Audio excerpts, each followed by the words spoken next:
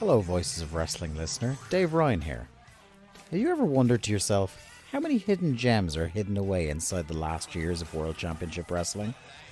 Have you ever asked yourself how many tenuous gags can be made about the name Mike Enos? And have you ever thought about what it sounds like for two Irishmen to interpret a very chaotic company through its B show? The answers to all this and more are just a click away. Check out Days of Thunder every second Thursday on the Voices of Wrestling Podcast Network.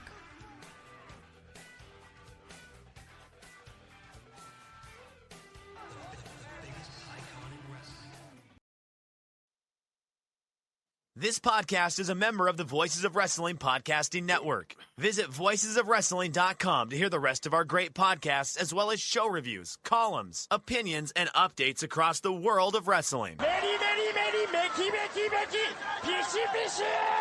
What do you guys want to talk about?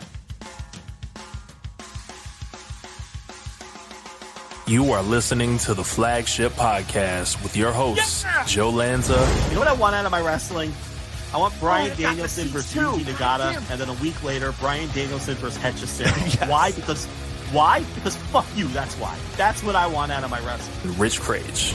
The biggest wrestling story of all time, and these fans whoosh, right over their head.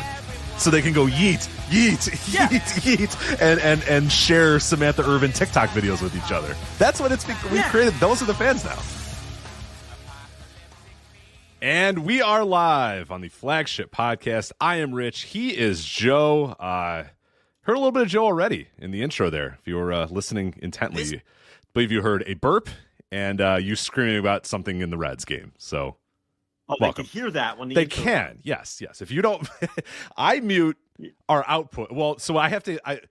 Essentially, what I'm streaming is the audio coming out of my computer, which includes your audio here, which also includes the intro. So they hear the intro and you. Normally you're good.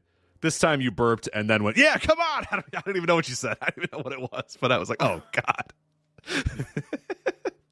Well, I was just hoping you didn't say anything. I was hovering over because I do have a feature to mute your Slack microphone if I need to. And I didn't know what was going to happen, what you were going to say next. So I just, in case things got real wild, if Ellie De La Cruz did something crazy for your Reds there. But I was going to mute you, but it sounds like it's all right. What did you do? We were talking off air, and I told you, well, Ellie's coming up, so it might get a little loud over here. And, second pitch, he ripped a double over the center fielder's head. Unfortunately, it bounced into the seats, so one runner had to go back to third. But one run came in. We got second and third, 2 outs, up to bottom of the 6th. Against a tough Phillies team, so you need all the runs you could get. But yeah, I get a little excitable.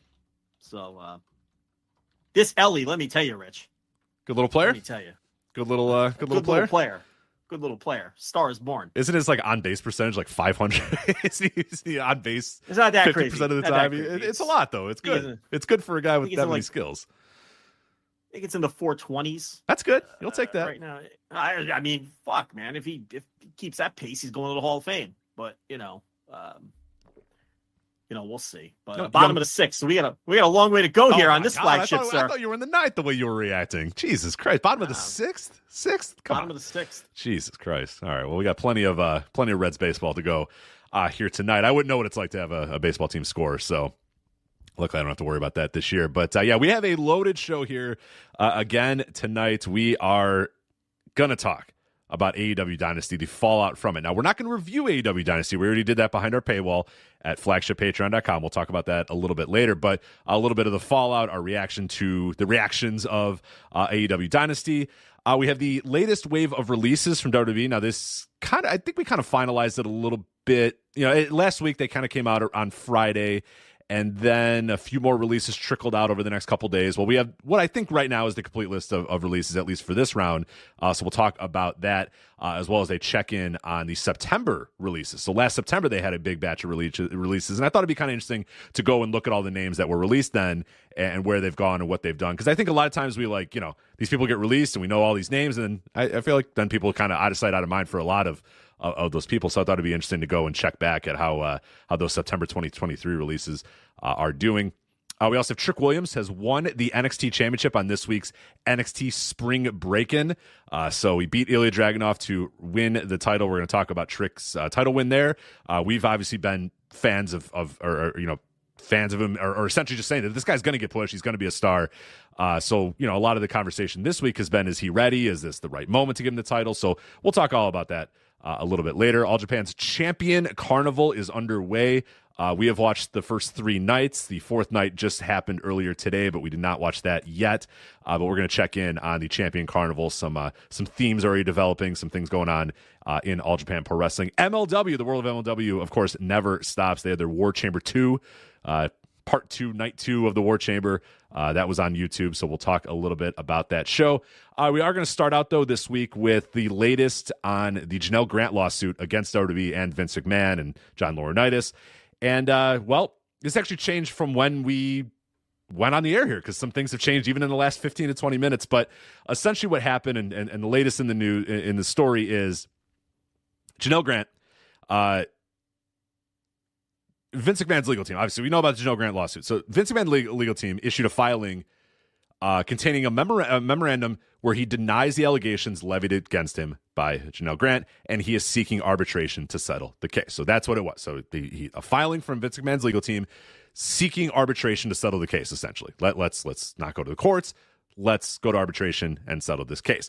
And here's what the exact quote said in the filing. And the filing is 29 pages. I have a link in the topics and run sheet over at flagshippatreon.com if anybody wants to find that. We're not going to read all 29 pages of it, obviously. I'm just going to give you kind of the big points of what we'll talk about, those big points there. But the quote that I think really, sums it up, I think, the best in those 29 pages was, quote, by publicly filing her salacious, false, and defamatory complaint, plaintiff has brazenly and intentionally violated a binding contract to arbitrate. The complainant's outrageous claims of sexual abuse and coercion are pure fiction, plainly intended to garner publicity, and are flatly contradicted by the plaintiff's own compentory. Oh, God, I can't even pronounce that. Can you pronounce that word? I can't pronounce that word. I'm not looking at it. Contemporaneous statements. I got it there. Contrary to plaintiff's false allegations, plaintiff and defendant engaged in consensual relationship during which defendant never coerced plaintiff into doing anything and never mistreated her in any way. So that's kind of the big thing there is essentially brazenly and intentionally violated a binding contract to arbitrate. So that was essentially the NDA right there. Then obviously later on says, that there was a consensual relationship, and defendant, Vince McMahon, never coerced plaintiff, Janelle Grant, into doing anything and never mistreated her in any way. So we're going to get back around that because we have an update from the Janelle Grant side about that stuff. Otherwise, the other notable parts of the filings were McMahon's team claiming that both he and Grant were involved in other relationships when they engaged in an affair together. Vince McMahon and his legal team states that Grant was living with her fiance in the same condo building as McMahon at the time. And then McMahon says that the two parties decided to end the relationship in January of 2022, with Grant leaving WWE and entering into a confidential settlement agreement, obviously fancy word for the NDA that we talk about. So then we had another couple of things come out from Janelle Grant's attorney, Ann Callis, which was followed up a couple minutes before we went live here. So earlier in the day, Janelle Grant's lawyer, Ann Callis, released a statement to several places, including Post Wrestling and WrestleNomics, and said, quote, Vince McMahon has never known a storyline he doesn't twist to fit his own shameful narrative. Her father was in in-home hospice during her final days when Janelle continued to care for him around the clock. Prior to his death, she had been caring for her blind, wheelchair-bound mother. Using the grief of someone who had lost both of her parents is an all-new level of disgusting. Essentially, that's when Vince pried on her, is when she was, living with her father when he was in-home hospice, as well as the, caring for her blind, wheelchair-bound mother as well. So that's kind of one of the issues that was raised by the McMahon thing, is that Grant was living with her fiance at the time in the same condo building as McMahon. They're kind of saying that's not exactly the case, and it was, her father and her mother. So what essentially happened later in the day, and this is the thing that we are going to talk about now, is that, let me get the exact stuff here. So, okay. This is just from a couple, and sorry, this is all kind of happening as we went live here, so that's why things are getting a little wild.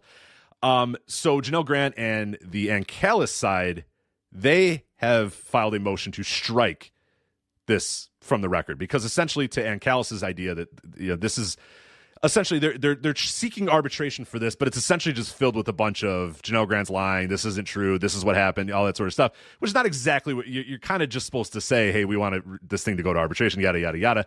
But they're spending a lot of time in that lawsuit or in that filing, essentially, spending time, kind of, calling out Janelle Grant for a lot of things. It seems very personal in this, which usually is not the case in these sort of cases. So that was then followed up again by McMahon's lawyer, Jessica T. Rosenberg, one of the lawyers in the McMahon team, that says plaintiff has no right to bring this case in a public court, but did so anyway. Now that she chose this public forum to falsely accuse Mr. McMahon, she wants to silence his ability to respond. She can't have it both ways. So yeah, we're getting juicy here. We are getting juicy here.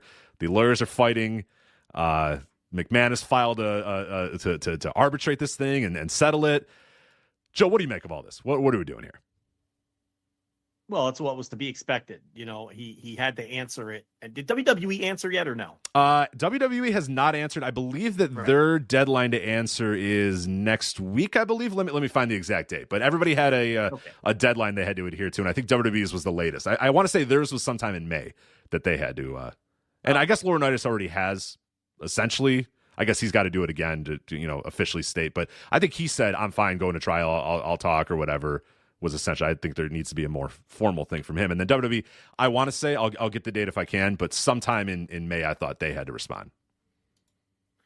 Well, I mean, I don't think it should surprise anybody that the mudslinging and the nastiness has begun because, that's how these things go. I don't know why anyone would think that Vince McMahon was going to play nice. So, there's nothing unexpected here.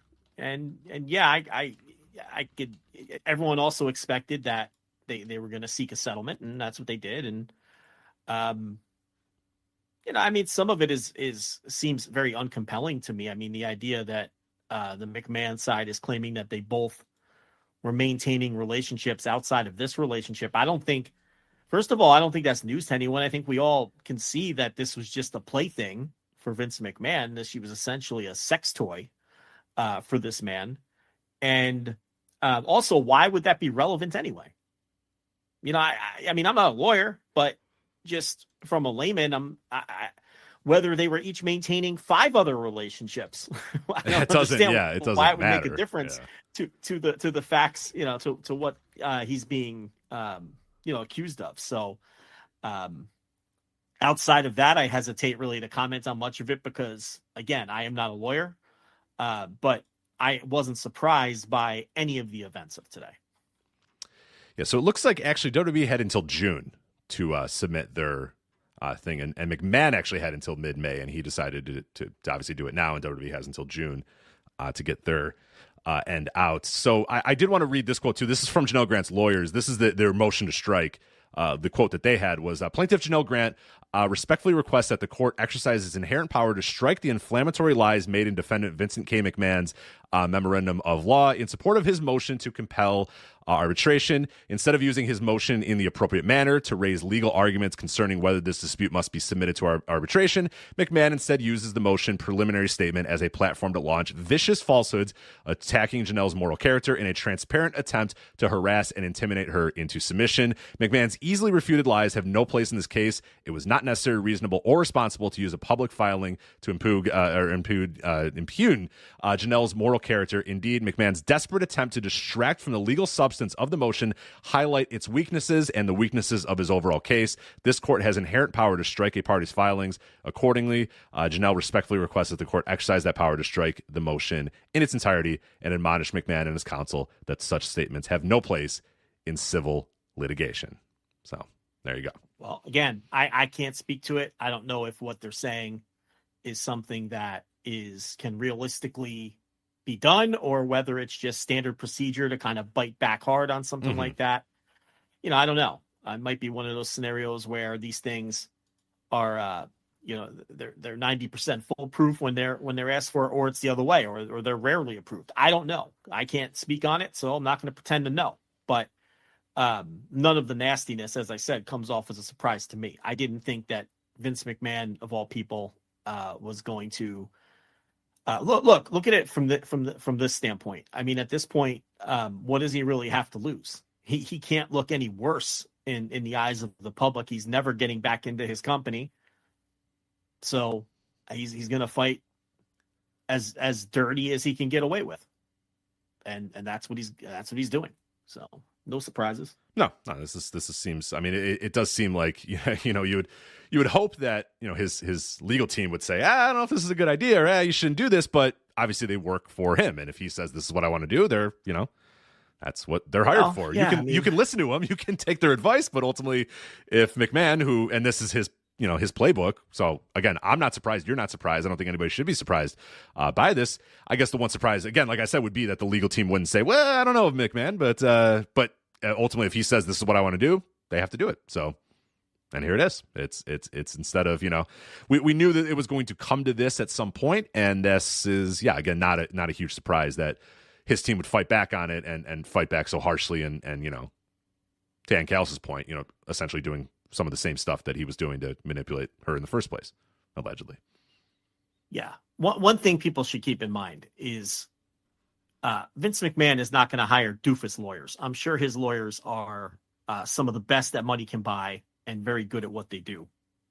So, he's never been someone who's had weak legal representation.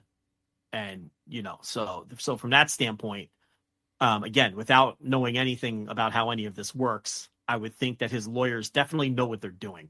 I think that's something that would be safe to assume. Yeah. So, now we wait. This is all information that came out today. So, I'm sure there'll be some legal analysis that will come out somewhere that we could all dig into and really get a better feel for what all this means. But that's not us. Yeah, it never has been us. We can keep you updated on the case, talk about the case, but I can't analyze this from any sort of legal standpoint whatsoever. I do not know anything going on. I follow from afar and wait for people that know a lot more about this stuff to tell me what what the takeaways are. So yeah, there you go. So that is the latest on the case there. Nothing else, I think, since the last time we talked about it. It was a couple weeks ago. I don't think there's been anything since then. I'm thinking off the top of my head if there was. This is it. This is the big news drop right here. This is it. So there you go. We'll see what happens with that in the coming weeks and months that will follow, because this story not going away anytime soon. So we are still talking about the world of WWE. So do you want to do these releases?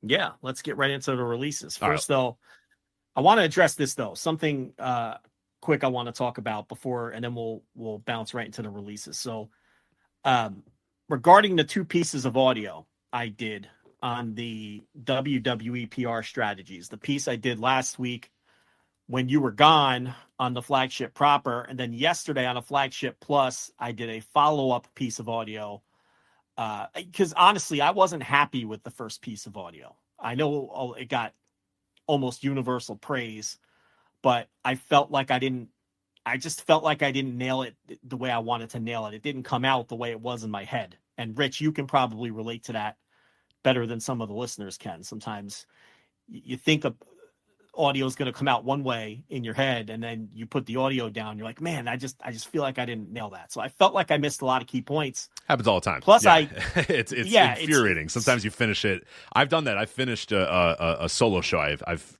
not that long ago. I finished an entire episode of Brett vs. Owen, and I fucking hated it, and I just deleted it. I didn't even mull it over. I was just like, this sucks. I'm out of here. And I just delete. Next day, sat back down again and tried to redo it all over from all different angles and stuff. It's got to go. Yeah, no doubt about it. Now, I didn't think it was that bad. I just thought that but I have done audio where I did think it was that bad. But, caught at the track. Okay. So, I did feel like, though, I whiffed on a couple of key points that I wanted to make that I didn't make. So, plus I talked to a lot of people, reached out to me, a lot of people in media, and I gathered more information and talk to some more people. So I felt a follow-up piece of audio was appropriate. I did that yesterday. That is behind the paywall. But if people who listened to last week's on the Flagship want to listen to that, that does happen to be on a $1 piece of content. So that's on the $1 tier. We do have that $1 trial tier where we will occasionally put content up behind the paywall for only $1. So if anyone wants to listen to that, you don't even have to fully commit to a $5 or $10 subscription to hear it. It is on the $1 tier. So if anyone wants to check that out, who wants to get the full scope of the things that I've been talking about. But one thing very quickly I wanted to mention, and I did talk about this behind the paywall in the follow-up update.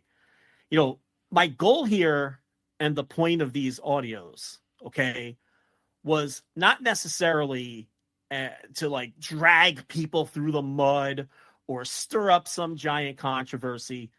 The point was to just expose to our audience, who I have a lot of respect for. I think, and people know I'm not an ass kisser. I don't blow smoke. I think people realize that by now. But I respect our audience. I think we have a really smart audience. And I think we've cultivated a great, loyal, I love our slice of the pie. I say it all the time. We're too big to be small, and we're too small to be big. But I like the spot that we occupy. We're doing very well. We're very successful. And I like the audience that we have cultivated. And the point of this has been information I've been gathering for a while and of what's really going on. And there's so many media members, prominent ones, that are sick of this shit, but they can't say anything because it's an awkward position for them to be in, and I hear these stories and I talk to these people. And finally I was like, that's enough. I think our audience deserves to know how WWE approaches PR in a way that has never been approached before in pro wrestling. And as I said on the audio, this is big business, real world, top of the food chain PR that the WWE engages in. And what's funny is, Rich, and I know I shouldn't address this part of it, but to make my point, I'm going to. A lot of the, WWE hardcore types, they think this is like anti-WWE propaganda or some kind of hit piece that I put out. And what they're too dumb to realize is I wasn't burying WWE at all. I was putting them over because these tactics work. And these are real world PR tactics that are used in the real world. Being brought to this clown industry that is pro wrestling, which is why they work particularly well in wrestling. Right. And mostly a credit to Nick Khan and the team that he's assembled, that they understand the game on the largest level possible, the NFL, on major American sports, and are using it in this carny bullshit clown college, like you're saying, and dominating it as such. Yeah. So if your takeaway was that I was trying to drum up a conspiracy theory or bury WWE, you just don't understand what you were listening to, okay? My targets here were AEW and the fact that they're miles behind in this area, okay? Tony Khan and AEW was my primary target, and my secondary target was the media members who acquiesce to this and go along with it and don't tell WWE to go kick rocks when they're asked to put PR information on background. That's who I was going after, not WWE. What they're doing is what they should be doing. What needs to be happening here is the media people shouldn't be going along with it. When you get a story from WWE PR or a PR rep or WWE representative, it should be cited as such. They should be cited as the source. But what WWE is doing is telling you, we'll give you information, but we don't want you citing us as a source for obvious reasons. And there are media entities that are going along with it. The heat from my end is on the media entities, not WWE, because they're not doing anything illegal. They're not doing anything unethical. Okay. If they can get away with it with these media entities, they're going to. Okay. So from that standpoint, there were a lot of people who misinterpreted the audio. But again, these are some of the these are some of the dumbest people. Imagine, so I really shouldn't even, but to make my point, I figured I'd address that part of it. The other thing is, I love our listeners, okay? But some of you guys are animals. This was not a call to start attacking the media and attacking every story you see and dogpiling people and everything else. I never called for that. I want to make that clear. I don't condone it, okay? I do want to raise awareness. And as I said on both audios, I want your antennas up. I think as media consumers, I want my audience to understand where some of the information they're getting from these entities is coming from, and to think a little deeper and understand the game that's being played, because, no matter how much I scream about it, with my little voice, none of this is effectively going to change. Okay. So you're still going to get these PR driven stories. They're still going to be uncredited and unsourced and done on background. It's still going to happen, but I at least want my audience to be aware of it. What I don't want is my audience attacking the media on a, right. Now, all these memes, the Legenda specials and all of this. I know people are having fun and you can't control people, and, but I can, but what I want to do is say, I'm not calling for that. I've never called for that. I would never call for that. And, some of you guys, you got to relax. You got to pump the brakes. Okay. That poor kid from Fightful. Now, listen, that kid is just high in his own supply. Okay. He's not, I don't think that kid is doing anybody's bidding or anything. People, you got to pump the brakes on some of this stuff. Okay. So from that standpoint, I just want to make that clear. And my real target here, again, was AEW, and how they're so far behind in this race that they're getting lapped multiple times. And it's a little shameful that there's some media that go, but listen, this is not unique to wrestling. Okay. This happens in sports. This happens in politics. This is real world PR tactics. Right. That WWE is engaging in. And this is not a wrestling specific thing, like you said. This happens, and we're seeing it a lot more in sports media as well, where a new generation of people are coming up and they don't know the old ways. They weren't brought up in the ways of hard journalism. They weren't brought up in newspapers. They weren't brought up in magazines or whatever. As we're moving to a fully digital, fully, social media based, ecosystem of reporting and journalism and stuff, a lot of people don't know. That's why, people attacking, individuals, a lot of these people were not brought up or were not taught properly how to do this, or weren't taught media literacy in the way that some other people were, or that, older people are used to reporters acting and engaging in a certain way. And that's not necessarily their fault. You know what I mean? It's not, it's a matter of, this is kind of what's happening. And what's happening is essentially like kind of the point that you were kind of going for, I believe. And we've talked about this a little bit off air as well, is mostly just know that WWE is doing this and know that AEW isn't doing this, and essentially WWE is well in its right to do this, and maybe in the future some of these media people should be a little bit more careful about what they're reporting or how they're reporting it. And if they're told by somebody in WWE PR, hey, report this, but don't say it's from us and don't put a name on it, that maybe you should push back against that. And now a lot of people aren't used to doing that because that's not how they brought up. But I was brought up, obviously, in old school, newspaper journalism, and that would never fly. I would never allow that to happen. And other people are, maybe we're not trained that way, and we'll say, oh, okay, yeah, sounds good, as long as okay, might not know any better.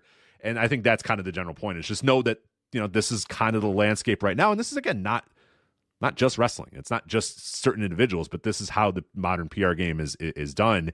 And just to be a little bit more mindful of what you're reading and what you're listening to, and think about where those things might come from.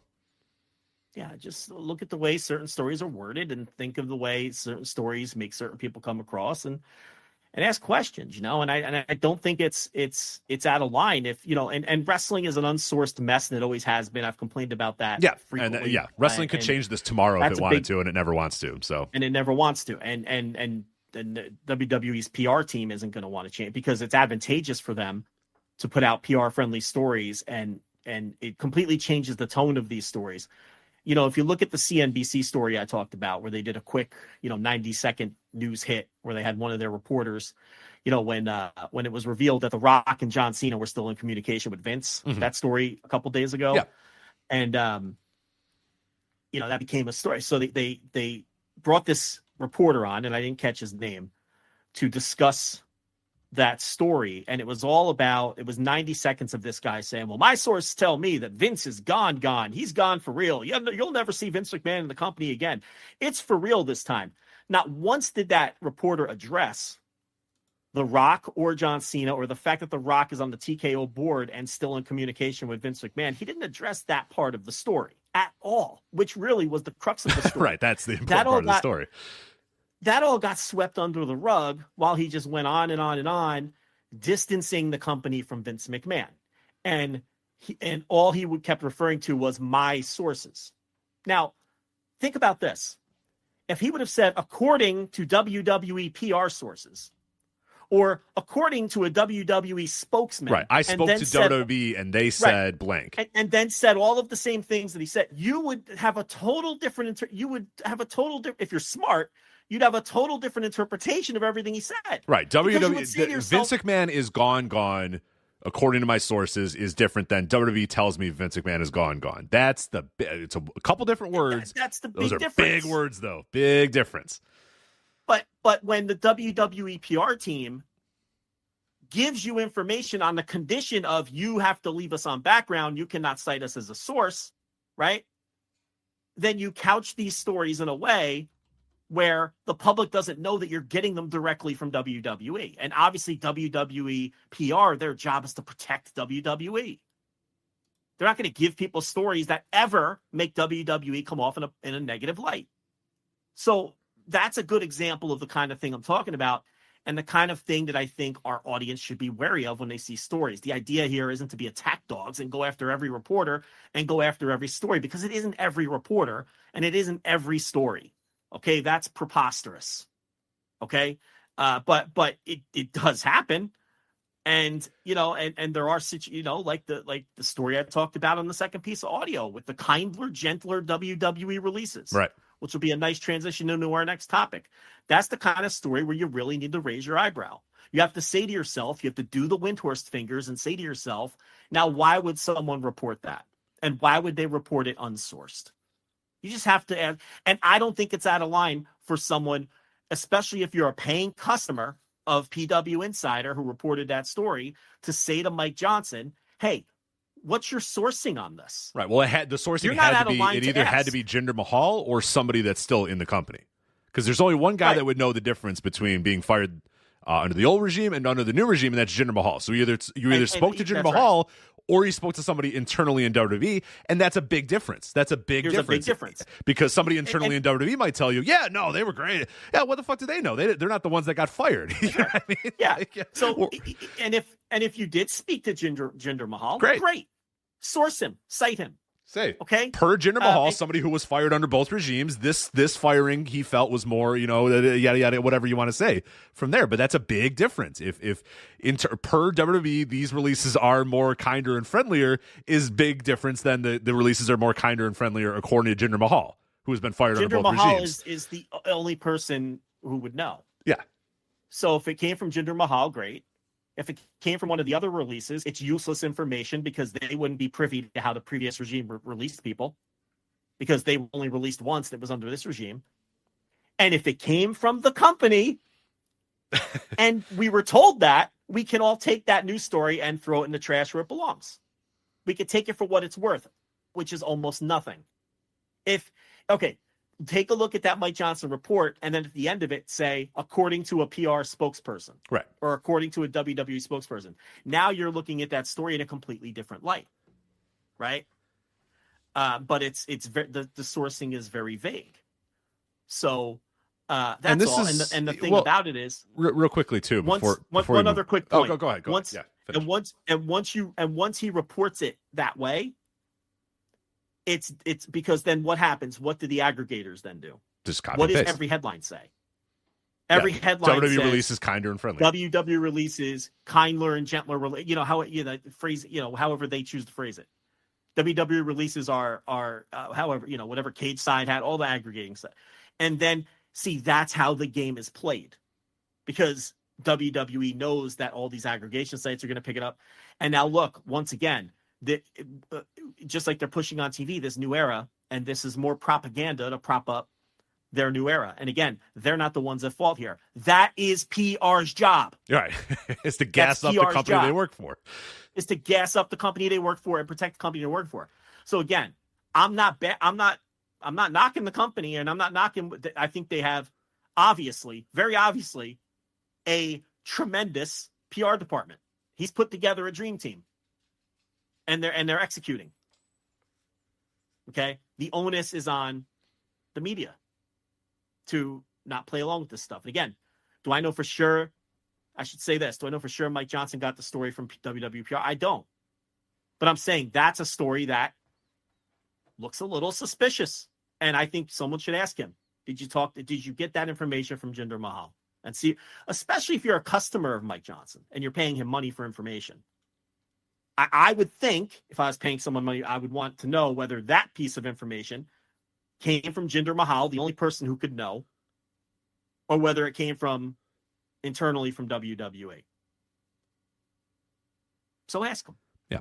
And in general, push your media people. Ask them, well, where's that coming from? Don't dogpile them. Don't send them memes. Just, where's it going? And then maybe that will change things a little bit. And maybe we'll be more careful about it. But listen, the job is hard. No one wants to source anything. It's pro wrestling. It's a clown show. So I get that it's hard. No one ever wants the most innocuous comment given to you by someone that says, hold on, man. K5 this, don't let anybody. It's K5, brother, K5. Come on, man. It's nothing. What you're telling me doesn't matter, but they can't. Nobody can know that anybody talks to anybody, and it's like, fine. All right. Okay. Yeah. All right. Yeah. So I just wanted to address that. Yeah. And again, just the idea is, I just want to be, and this stuff, listen, and the second piece of audio goes into more detail. Anyone who thinks this isn't happening, okay, you can think what you want, but it is. I mean, this is how they're operating. And in fact, even the few outlets that have come out and kind of pushed back a little, none of them are saying this isn't happening. Some have denied that they're participating, but no one's flat out saying that these are fairy tales, because they're not. I mean, on the second piece of audio, which you can listen to for $1, okay? And it's probably floating around in everybody's group chats anyway, if you look hard enough. All right? I go into more detail and show you that these people have been aware of Chris LeGentle for years. Yeah. The information's out. Mainstream media, too. And honestly, mainstream media is the bigger piece of this. Because with wrestling media, they're sending messages to fans, right? And controlling. But the mainstream media piece is even more important. Because that goes to investors, potential business partners, right? Why do you think, to get ahead of this Rock story, to get ahead of the story that the TKO board member was still on, speaking terms of Vince McMahon, they didn't go to fucking Scoops with a Z wrestling site to get ahead of that. They went to CNBC. They went to legitimate news media with that one, because that could have been potentially a damaging story for TKO, that their board members still, fraternizing with Vince McMahon, whoever they are desperately trying to distance themselves from. So anyway, we spent more time on this than I wanted to. I just wanted to say those few things. And if anybody's interested, again, the $1 trial tier is where, every now and then, I try to keep track, but I usually lose track. But like every fifth piece of content I do or so, I try to put it on the $1 tier. And this one fell on that. And I was like, oh, okay, that's a happy occurrence too, because, I would think there's a lot of people who might want to hear that. So yeah. I try to do every first episode of a new series I always put on that $1 tier to kind of get things started and let people know what the series is going to be like and what you're going to build. So there's stuff on there. It's not like you're going to pay $1 and then get one bit of audio for 6 months or whatever. You're going to get a decent amount of trickles of stuff out. You get a couple a month. Couple a month on the $1 tier. I think that's about what you get. Yeah. But real quickly, it actually kind of works with that last point that you said, and then we'll move on. And I really don't have that much to say about this.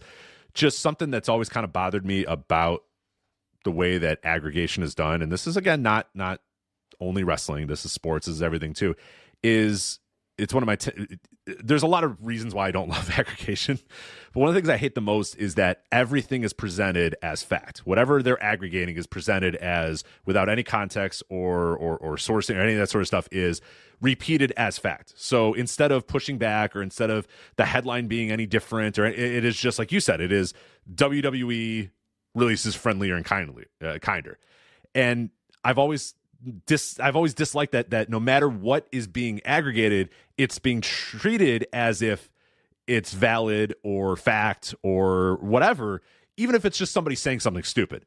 If Eric Bischoff is saying AEW's dying, that just gets posted. Eric Bischoff, AEW's dying. And there's never per Eric Bischoff, AEW is dying, but we know that, I mean, there's none of that little, but we know that the Khan family is very wealthy, and AEW actually is. There's none of that extra context. It is just Eric Bischoff, AEW is dying, and then the post is a quote of Eric Bischoff saying AEW is dying. They'll be lucky to stay in business for another year, and it's like, according to Eric Bischoff on 83 weeks, AEW is dying, and then you know what I mean, and that's it. And I always dislike that, because I do think that does a disservice to readers and to people and to media literacy, because just because somebody said it doesn't mean that it's fact. And just because somebody says it, it is not your obligation to repost it as fact. And it's not your obligation to do that. If you want to post something about Eric Bischoff saying AEW is dying, then you should also be able to add some context to it and add some facts to it and say, yeah, but that's probably not, Eric Bischoff has no idea if this is true or not. He's just saying this on his podcast. But that doesn't get done. You know what I mean? And that's always bothered me, that it's easier to just copy and paste something and throw it out there, and then it gets, again, like you said, passed around and the machine gets rolling, where everyone's just going to copy and paste everything, and nobody along that entire ecosystem does a fact check on anything that's being said. So you can essentially say something, or WWE PR can tell you something, or any PR can tell you something. You report it, it's out there, and that's it. And there's never pushback, there's never context added, there's nothing like that. And it immediately validates whatever that fact or whatever that thing that someone said is, even if it's complete falsehood. And I've always been bothered by that. And I don't think it's going to change anytime soon, because those clicks are still going to come. But it's something that really has bothered me, that aggregation is treated as everything being aggregated is fact. And that really, really bothers me. And I don't think it's going to change anytime soon. But it's not going to change, because also a lot of these aggregation sites and a lot of these aggregators are incentivized to push certain kinds of stories framed a certain kind of way, because those are the stories that get attention and make them the pennies that they're chasing. And it doesn't take much to get me to go on an aggregator rant, as you know, Rich. Right. Not trying to do that today, we did that a couple months ago, and I told everyone what I thought of aggregators. Even the ones that are considered good, there's no such thing as a good aggregator. There's competent aggregators, and there's very few, and the rest are all dog shit. It's a pile of dog shit. Aggregation is dog shit. It's the lowest form of media. It's skillless, and I hope they're all replaced by AI, every single one of them. I hope that's ultimately what happens to them. There's no such thing as being good at it. You're either competent or you're terrible. And so many of them are intentionally terrible.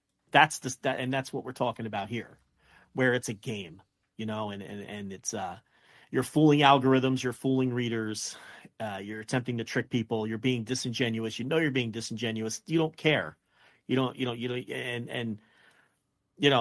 all adds up to a lot of the things I've been talking about the last week or so. But anyway, we should probably move on. We got a lot more to get to. Yeah. And again, I've had so many people reach out to me and in the media, and they feel like they're handcuffed. And the thing about it is, Rich and I, Rich, I feel like I could say this because I know you'll agree. We don't have anything to lose. I want nothing and need nothing from WWE. No. I've never asked WWE for a thing. Been doing the show for 13 years, and I've never gotten an email from them ever, or invite to a show, an invite to a press conference, invite to anything. The thing. I'm good. No, I've never asked. Yeah. I want nothing from them, and I don't need anything from them to do what I do, and that goes for any wrestling company. I don't need or want anything from any wrestling company, so I don't have anything to lose. So, I could talk about this stuff because there's nothing that can be taken from me. There is no backlash I can face. There's no inquiries that will now go unanswered because I have to deal with Chris Legentle's team. I'll never have to deal with him. So I don't care. What does it matter to me? So I'll talk about this stuff because what we do, we deal with PR at times with the various companies, but it's not as if we need to do what we do. We analyze, news is made, other people report it, we analyze it. For the most part, that's our primary function. We analyze news, we review shows. Reporting news and journalism, quote unquote, is like the fifth or sixth thing that we do down the depth chart. And I could operate just fine, never dealing with any of these PR departments. I don't need these people. We have good relationships with PR and other companies, but we almost never ask for anything from any of these people. So, we don't want none. It's like Dusty Rhodes. Don't want none. I ask none, I want none. I don't want anything from WWE. So, I've got to do the talking, I guess, for other people in the media who are in a different position. They can't burn those relationships. They can't have other media people angry at them. Right, which speaks to, and again, that speaks to a huge issue too. And that speaks to a huge issue. And this is not wrestling. We are seeing it happen with the NBA. We're seeing it happen with the NFL. We're seeing it happen with MLB or whatever. It happens everywhere. We're in the new age of this. It's access journalism. Report what you want, but just know that we might pull your credentials. And it's happened, and it will happen, and it will continue to happen. And it scares everybody because that is their lifeblood. And, oh, shit, if I get my credentials pulled and I can't go into the locker room and talk to the players after the game, I'm fucked. So they know that, and they kind of say, all right, well, yeah, you can report whatever you want, but we also earn the right to pull your credentials. And it happened with a bunch of NBA teams this last year. It'll happen with a bunch of MLB teams this year, I'm sure. It happens with NFL teams all the time, and it makes all of media scared to report the truth or talk about the truth or do anything negative in a lot of these sports lights, and that's that it's a dangerous game that's being played, and wrestling is just another one that's playing it.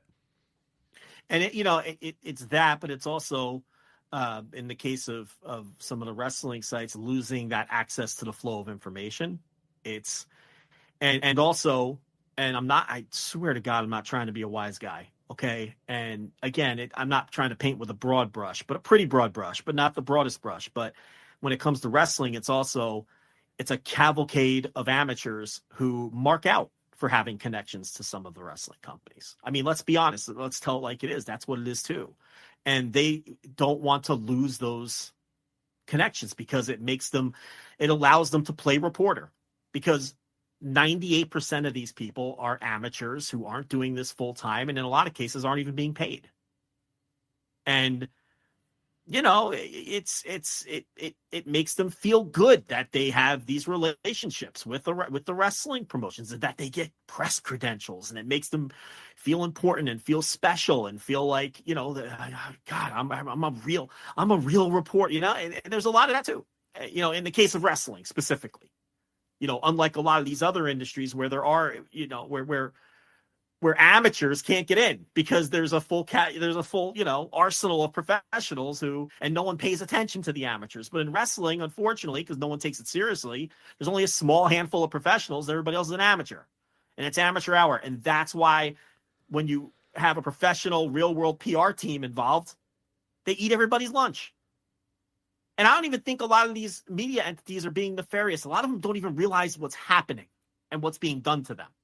That's the other piece of this. A lot of these people, it's happening to them, and they don't realize it's happening to them. They don't understand that they're fed PR in a lot of cases. But again, I didn't want to do another full segment. We have so much other stuff to talk about, and it's turning into a full segment.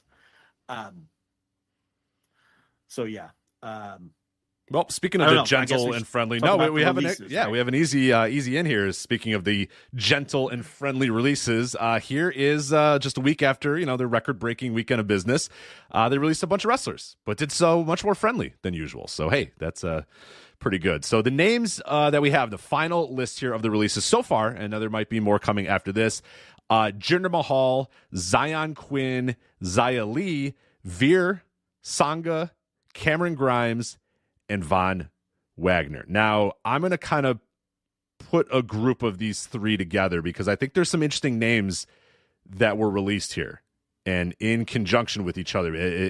So Jinder, Veer, and Sangha. I'm going to put those three together for right now. Obviously, Jinder Mahal is the second time being released. Veer was coming, and now he's going. And Sangha was the tag team with Veer into Sheer. Now, all three of those men, obviously, of Indian descent, and were a big part of WWE's, India expansion. The idea of we got to get TV in India. We're going to have Indian stars. We're going to do the Superstar Spectacle. We remember that show from a couple years ago on the WWE Network. So there was all this big drive to get TV in India, get more stuff in India, get popular in India. I would say that I don't know if this means that they don't care anymore, but I would say that their strategy regarding that has probably changed now that I'm not sure who's left of that Superstar Spectacle. I'm not sure who's left as far as Indian, wrestlers on that roster. There was quite a number a few years ago, and now I would have to double check. I can't, maybe one or two. I'd have to double check to their entire roster to see, but essentially that looks like that's been completely abandoned. Now, Dave Meltzer had a very good point on his radio this week, Wrestling Observer Radio, essentially saying that they don't really need to appeal to any individual international market anymore because it's all going to Netflix. That in a year's time, that's Netflix's problem to figure out if it's popular in India and if it's popular in this and if it's popular in that. They're not signing individual TV deals. That was one of the big reasons that we talked about with that the Netflix deal. That was another whole wrestling media rant we talked about when the Netflix deal got announced and celebrated, and we said, okay, well, it celebrated a little bit, but what they're also doing is cashing in every one of their international deals and saying, fuck it, give us a flat rate. It's your problem now, Netflix. Just give us money. We're not going to have to do individual things in Australia or India and China and all. No, we're just going to take all of it. You're going to throw it on Netflix, and you guys are going to try to figure it out from there. And this, I think that's a good point by Dave, that now, you look around and say, well, we don't need Veer, we don't need Sangha, we don't need Jinder. These are not guys we are planning on using for anything important right now, and we don't really give a shit about appealing to any international audience in particular anymore, especially from the TV side, because, well, we're all going to Netflix, and that's their problem now. So what did you make of that? Do you think that there is maybe something to that, or do you think it was just three guys that they looked at the roster sheet and said, we're not doing anything with these guys. Who cares? We can get rid of them. Well, I think it's both, because none of them were over outside of India to the rest of their audience, and none of them are very good or have very much upside. So there wasn't much use for them. So that part is true. So from that standpoint, these are standard issue cuts. But yes, I agree with the other piece, because as you were just saying, the rights fees in India, they don't have to worry about that anymore. So you don't have to have Indian wrestlers that you're selling to the Indian media entities, right? And the other piece of it too is, how many times have these wrestling companies attempted to break into India and make money in India, and they find out that because of the economic differences and the way, you have to have your ticket pricing and all of those sorts of things, they've all hit dead ends. They've all, it just doesn't work.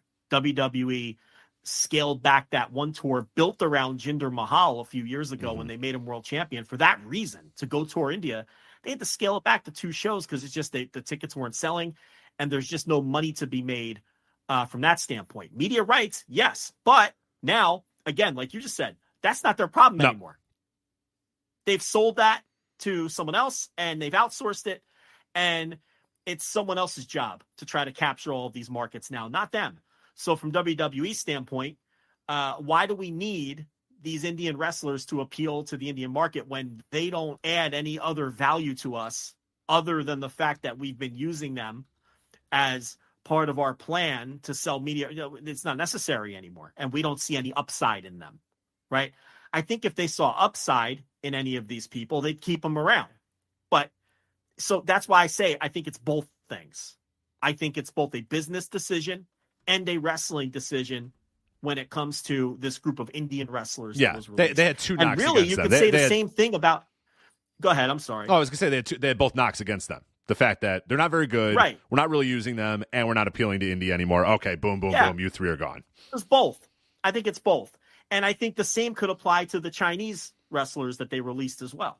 Or I guess there was one Chinese just wrestler, one. Right? Xia Li. Yeah, again, she was regular. Same idea, though. Absolutely. They don't need to care about appealing to the Chinese audience anymore, and then having Chinese representation, not our problem anymore. Netflix, that's up to you to find something that's going to make people in China subscribe to your service, which is a number of different things. But they, again, and that was the big part of the Netflix deal that was underreported at the time. Smart places, ourselves, WrestleNomics, those kind of people were talking about at the time of this deal.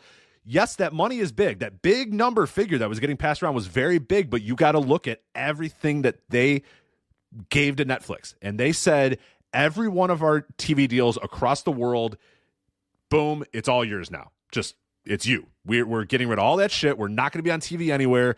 We're going to be on Netflix. Everywhere across the world, we're going to be on Netflix. And that is a massive, massive, massive thing, because it completely changes how this company needs to appeal to their audience and what audiences it appeals to. Now it essentially just has to do its thing. It is the next step in them just being, like we've talked about for a long time, just being a content deliverer.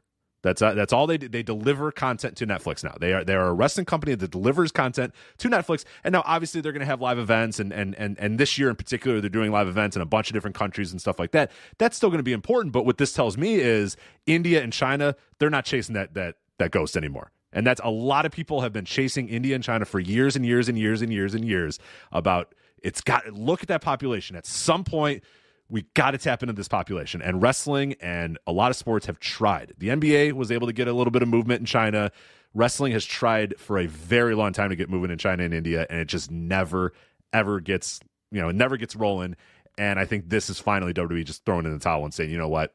It's not our problem anymore. We're not even going to worry about it anymore. We're done. We're going to do our thing, and it's up to Netflix to figure out how to sell to these different markets. Not our problem anymore. We're delivering content Netflix, and we're doing our North American touring and our European touring and all that sort of stuff. But these other markets, that's all up to you guys. You figure it out from here. And I'm also, and the other thing is, look, Xia Li has been there since 2017, and she fucking stinks. Yeah, she's not good. So I mean, she's been through developmental. She's been there for like 8 years, and it's very obvious that there's nothing there. I mean, her matches are a mess. She's got a decent look and some charisma, but come on, she's not any good. So I think it's a very similar situation to the Indian wrestlers that they let go of. And, so I think those are all very similar cases. Now, Zion Quinn, here's a guy that they just never used. Big guy, decent look. They just, I guess, saw nothing in him. How can I really break him down? There's like no tape on the guy. I mean, guy never worked. So, now I think he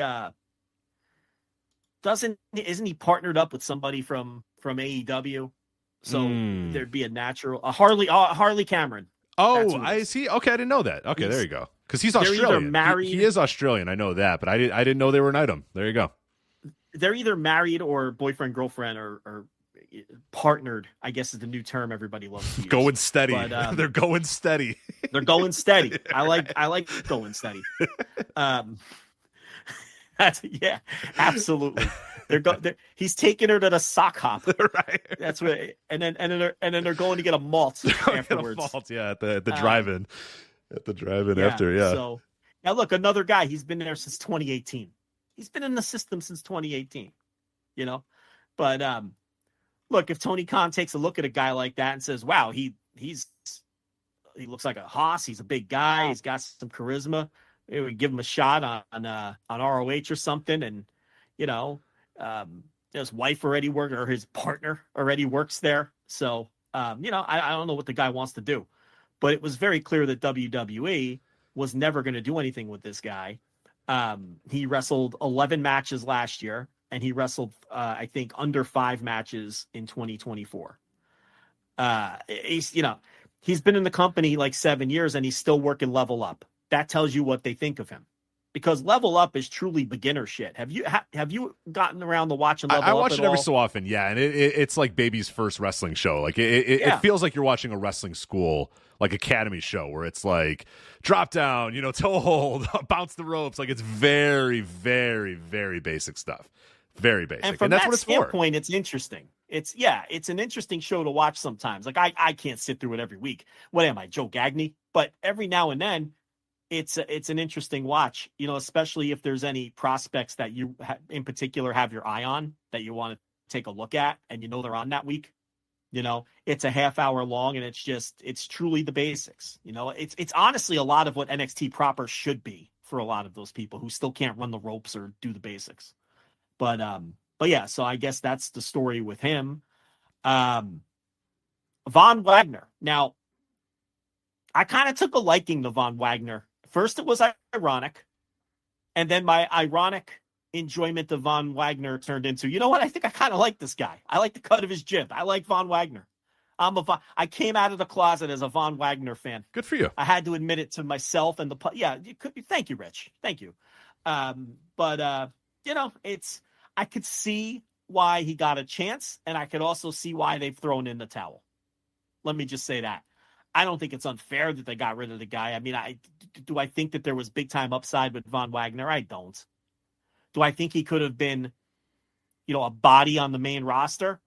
A guy with good size who you can stick on the lower mid card? Sure. But I don't know. They've probably got dozens of potential people who can do that, who are better athletes, have better looks, who can talk, who might have better attributes than him. And they gave him plenty of chances on TV. So now he's the son of Wayne Bloom.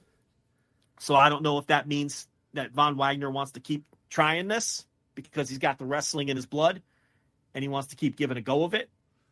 I don't know. It could really go either way. I don't have a feel for it, but wrestling has done change, man. Wrestling has done change because if you look at a guy like a Von Wagner who looks the way he looks, which is not like, I don't mean that in like it, because like we're going to talk about Trick Williams and all these other guys, and NXT Level Up is a great example because like you watch that show and everyone's just like gorgeous. You know what I mean? Like every woman is beautiful. Every guy is handsome as fuck, and they're chiseled out, conventionally attractive. Yeah, no doubt. Conventionally attractive people. That is the NXT style, and clearly that's what they're going for.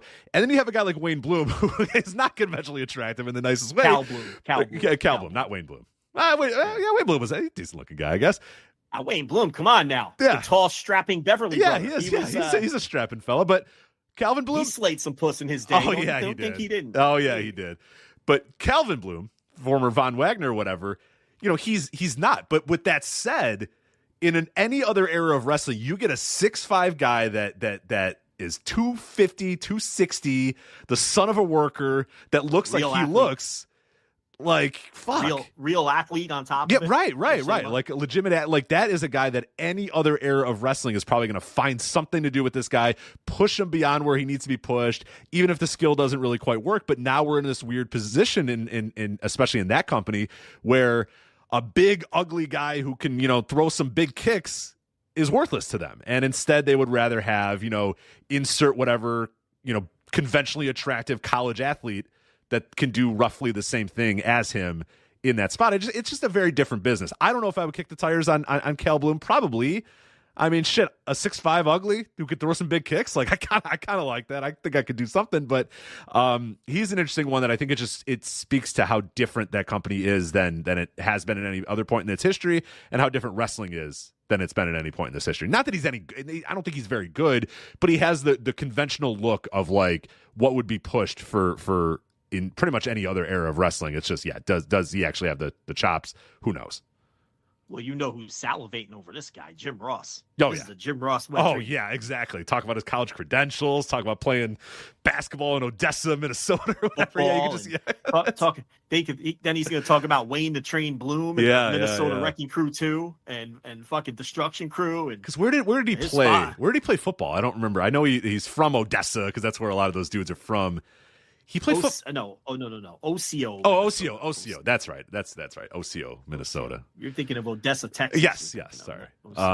This is a Minnesota guy. He's a Wayne Bloom guy. AWA. Yeah. Brad Rangens. Which Jim Ross would remind you of. Former one half of the AWA Tag Team Champions, Wayne the Train Bloom. Probably talk about being trained by Brad Rangens. You get Brad Rangens. That's a real tough guy in an era of wrestling where no one's tough anymore. Yeah, Brad Rangens. It's like you can just see the UCF. He played football at UCF. Oh yeah, Ross would get hours out of talking. Division I football player. This is what I'm saying. This is a high-level athlete. Yeah. Okay, this is a D1 football player, 6'5", 255. Okay, he just didn't have a ton of pro wrestling charisma. No. And another, pattern with all these releases, he's been there forever. Mm-hmm. And in his case, unlike Xia Li, he never got out of developmental after all those years. Eventually you got to cut bait when you just, you got to, it's like being in a relationship for a number of years. I was in a 9-year relationship where let me tell you something. I wouldn't have married that girl if you put a fucking shotgun to my head. So eventually you got to just get out. Like, what are we doing here? You know what I mean? Like, I didn't hate her or anything, but she wasn't the one for me. And after 9 years, you figure it out. You got somebody in your system for 6, 7, 8, 9 years, and they haven't gotten out of developmental or barely have. It's time. It's time to sever the relationship. This isn't happening. This isn't going to happen. All right. So then the other one was Cameron Grimes, the former Trevor Lee, and he put a tearful, but sort of video up on Twitter, talking about getting released. Thank you WWE, and I've lost my dream and all that sort of stuff. But a gentle release, I'm sure, when they called him, a gentle and friendlier release than usual. But he seemed very torn up by it. But he's got all the talent in the world. It's just a matter of what his next step is for Cameron Grimes, Trevor Lee. I don't know. This guy could jump onto any indie tomorrow and be good. TNA should have already, called him for sure. Though that level of people like AEW, I don't know about Trevor Lee and AEW. Like I think that they're pretty full right now, honestly. Not that you can't sign any more talented wrestlers. You obviously can, but if I'm like a TNA, I'm salivating over adding a guy like this to my roster. I think that's, to me, what would be the play. MLW, NWA is at this point probably a non-factor. But no, see, NWA is out. The NWA is using very they're you have to take them out of these conversations. They're using low level indie talent now. They're not using name talent. They're kind of out of that game. Because people will say, like, a guy gets released and they'll say, like, maybe the NWA. And I'm like, I think at this point we need to stop adding the NWA in these conversations. They're not interested in chasing that sort of talent. They're not chasing name wrestlers. They're obviously not interested in paying name indie wrestlers, and they're obvious, and they've let a lot of their name wrestlers go. Camille has priced herself out of the NWA. Tyrus retired, and I'm sure he wasn't working for pennies. So the few that they have left, you got your Tom Latimers and a few others, but it's mostly, they're getting people through Kazana's indie promotion. The Kazanas, like, a lot of people are coming through from there. Just lower level indie talent, which honestly isn't the worst thing, right? To have a promotion at that kind of level where it's a little bit above the indies. They're on CW for whatever that's worth, right? Where you can kind of break in and maybe get noticed, right? Instead of just using people on the way down. So I don't think that's I don't think they occupy. I think the spot that they occupy is actually kind of useful for the ecosystem in a weird way.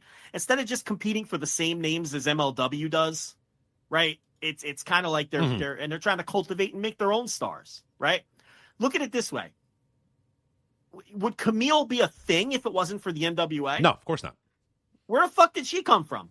So the next Camille can be there. So from that standpoint, but anyway, Trevor Lee, look, it's what it's going to come down to with AEW is I don't know who his allies are there. I don't know if there's people there that would push for him. If there are, he's going to end up there because he's a super talented worker and he has television experience and a lot of people think super highly of him. So if he has allies there that are in Tony's ear, Tony will probably sign him. Right. But otherwise, he's a lock for Impact either way. He's not going to struggle to be employed at all. And the other thing is, he's an instant boon to the indies because he'll get booked everywhere. On the Deadlock, those places, your action wrestlings, I'm sure they would be, if depending on the price, like, and that's the big issue with a lot of these guys. And we talk about this all the time when these releases happen is sometimes guys want to work, and this is why we're going to do a follow-up on the September releases. Sometimes guys want to work and they don't care, and they'll take low prices and say, I just want to get out there and work, and I want to get my name back out there and do all these sort of things. Some guys will say, I want to work, but I was used to making a good amount of money, so I want to make a good amount of money. And then there's other people that have no fucking idea and don't really want to work, and they probably price themselves out of the market and say, I'll work if you pay this exorbitant fee or whatever. We don't know what Trevor Lee is going to do because guys surprise us sometimes. We think guys are going to hit the ground running, and then they don't. And we wonder, what the hell? Why is that guy not working anywhere? And then we come to find out, oh, my God, he wants that amount of money for an indie shot? Of course. No one's going to pay him that. Of course, he's not going to do it. So I don't know what Cameron Grimes / Trevor Lee is going to be. I'm pretty confident. No, I think he's going to be everywhere. I'm pretty confident. Look, he's a guy who grinded on the indies for a long time. He has a lot of established relationships on the indies. Again, I don't think he's going to be starving for work. And I think he understands. He's someone who's going to understand too that he needs to be everywhere. Yeah. And then he has an opportunity coming off WWE and a run there to where he can really take advantage of being on the indies for a while too. That's what Mustafa Ali's doing. I mean, I would think eventually he'll settle somewhere, but why would he right now when he's getting booked, like crazy and his schedule's packed. Right. So this is the kind of guy who can kind of go that route and he'll get booked.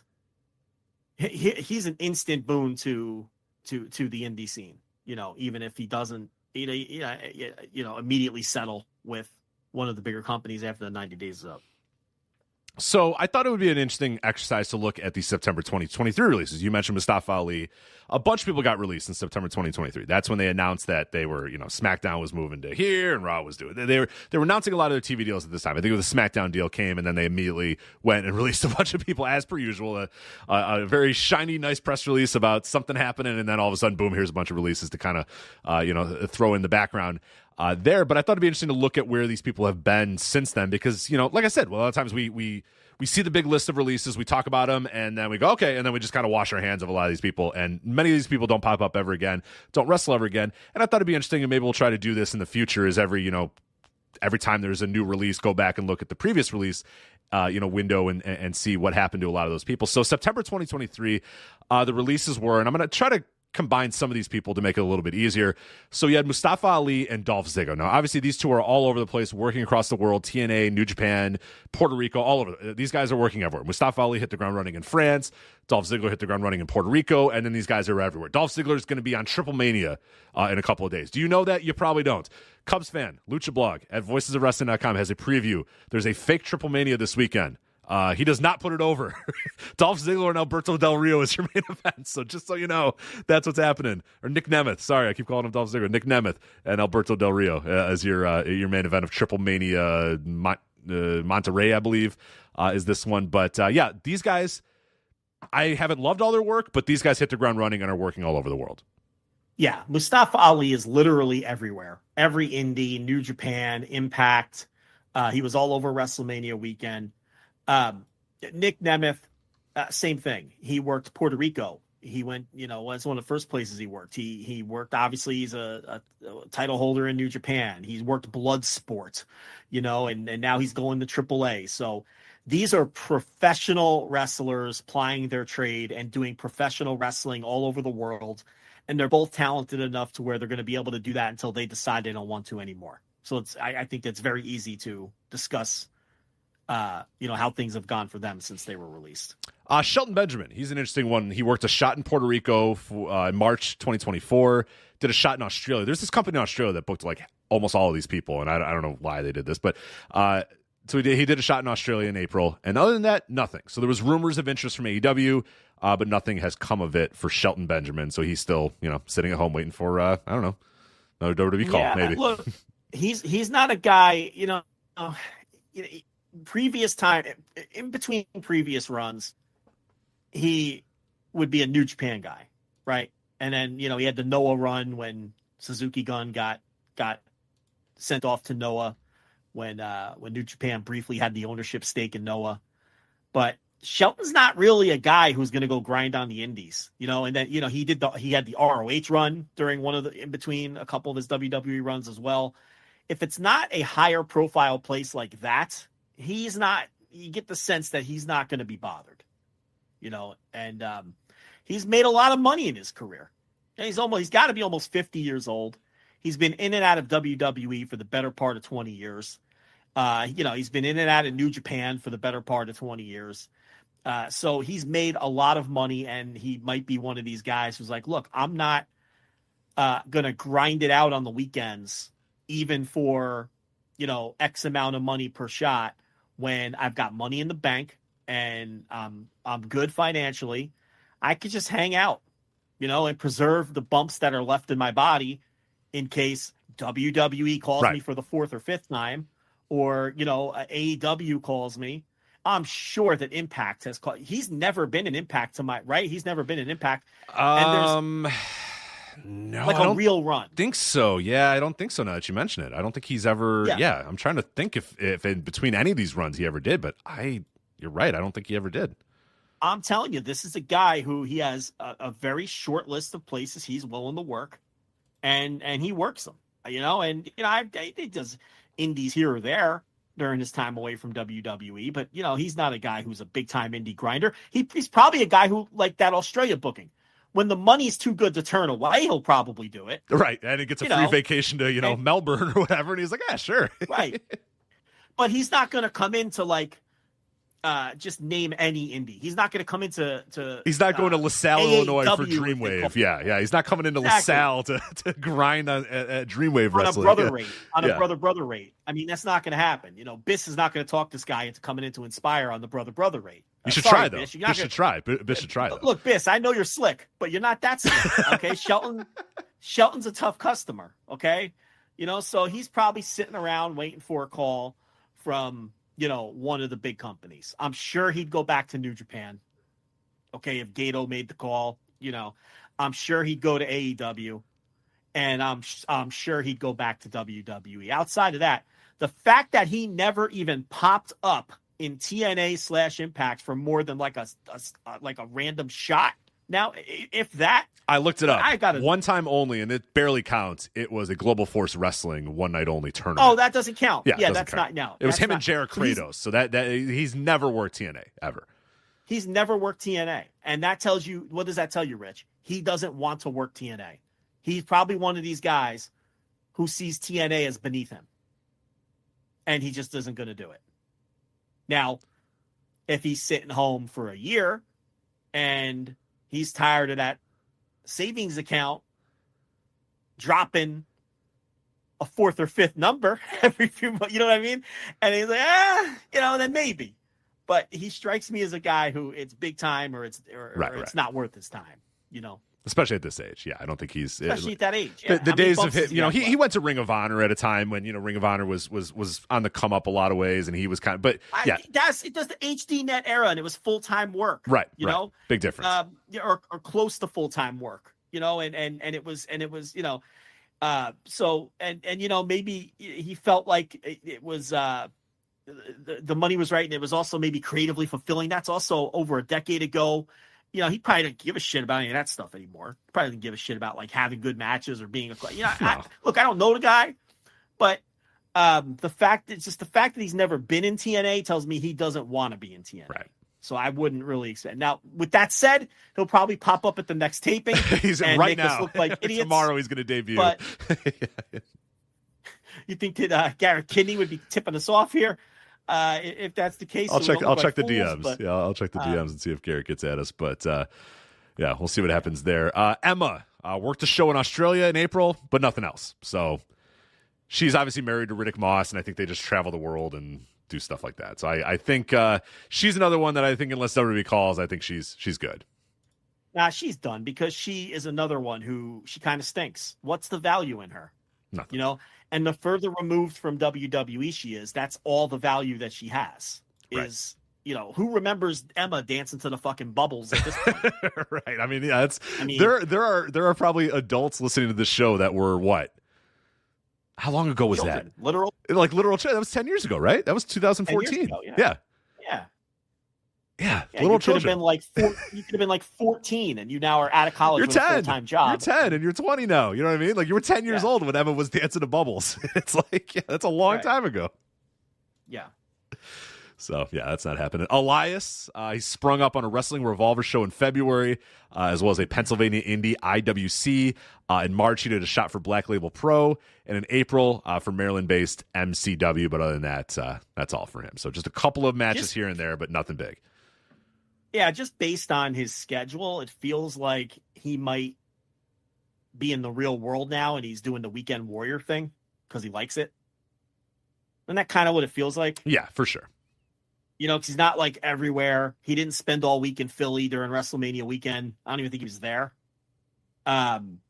He's just popping up in places that call him, because you get the sense that maybe he's a guy who, he likes pro wrestling, but maybe he's keeping he's keeping it alive, but maybe I know nothing. That's just what the read that I get. Comes across like a Weekend Warrior guy. Yeah, for sure. Yeah. Rick Boogs has not wrestled since release. It looks like he... it's the kind of guy who's probably done. Yeah. He's a WWE product through and through. I don't believe he came from the Indies. And we've seen, how many times have we seen guys like this? And it just ends when they get released. If you start Because at to the them- top, it is really hard to get in a car and drive 6 hours to go work a shot in South Dakota. You know what I mean? Like that's a tough life. And a lot they don't know the grind, and it's not even always the travel. It's hard to get in that grind. How do you even get in that grind? You know what I mean? Like it's and then once you do, it's also just, now you're your own like personal assistant. That's what I mean. Like a lot of these guys don't know date. how to do that. Of how do I even start? Okay, WWE's released me. Okay, how do I start? I guess you can message and DM You get promotions. phone calls, I guess if there's someone who wants to book Boogs, we'll find him. You're right, but that's again, they didn't have to do that their entire part of their career. Right. So it might be hard to, if you never learned that or lived that life, you might not even know how to even start that grind and the and then they get the email and they're like, you're gonna pay me what, and I have to drive where?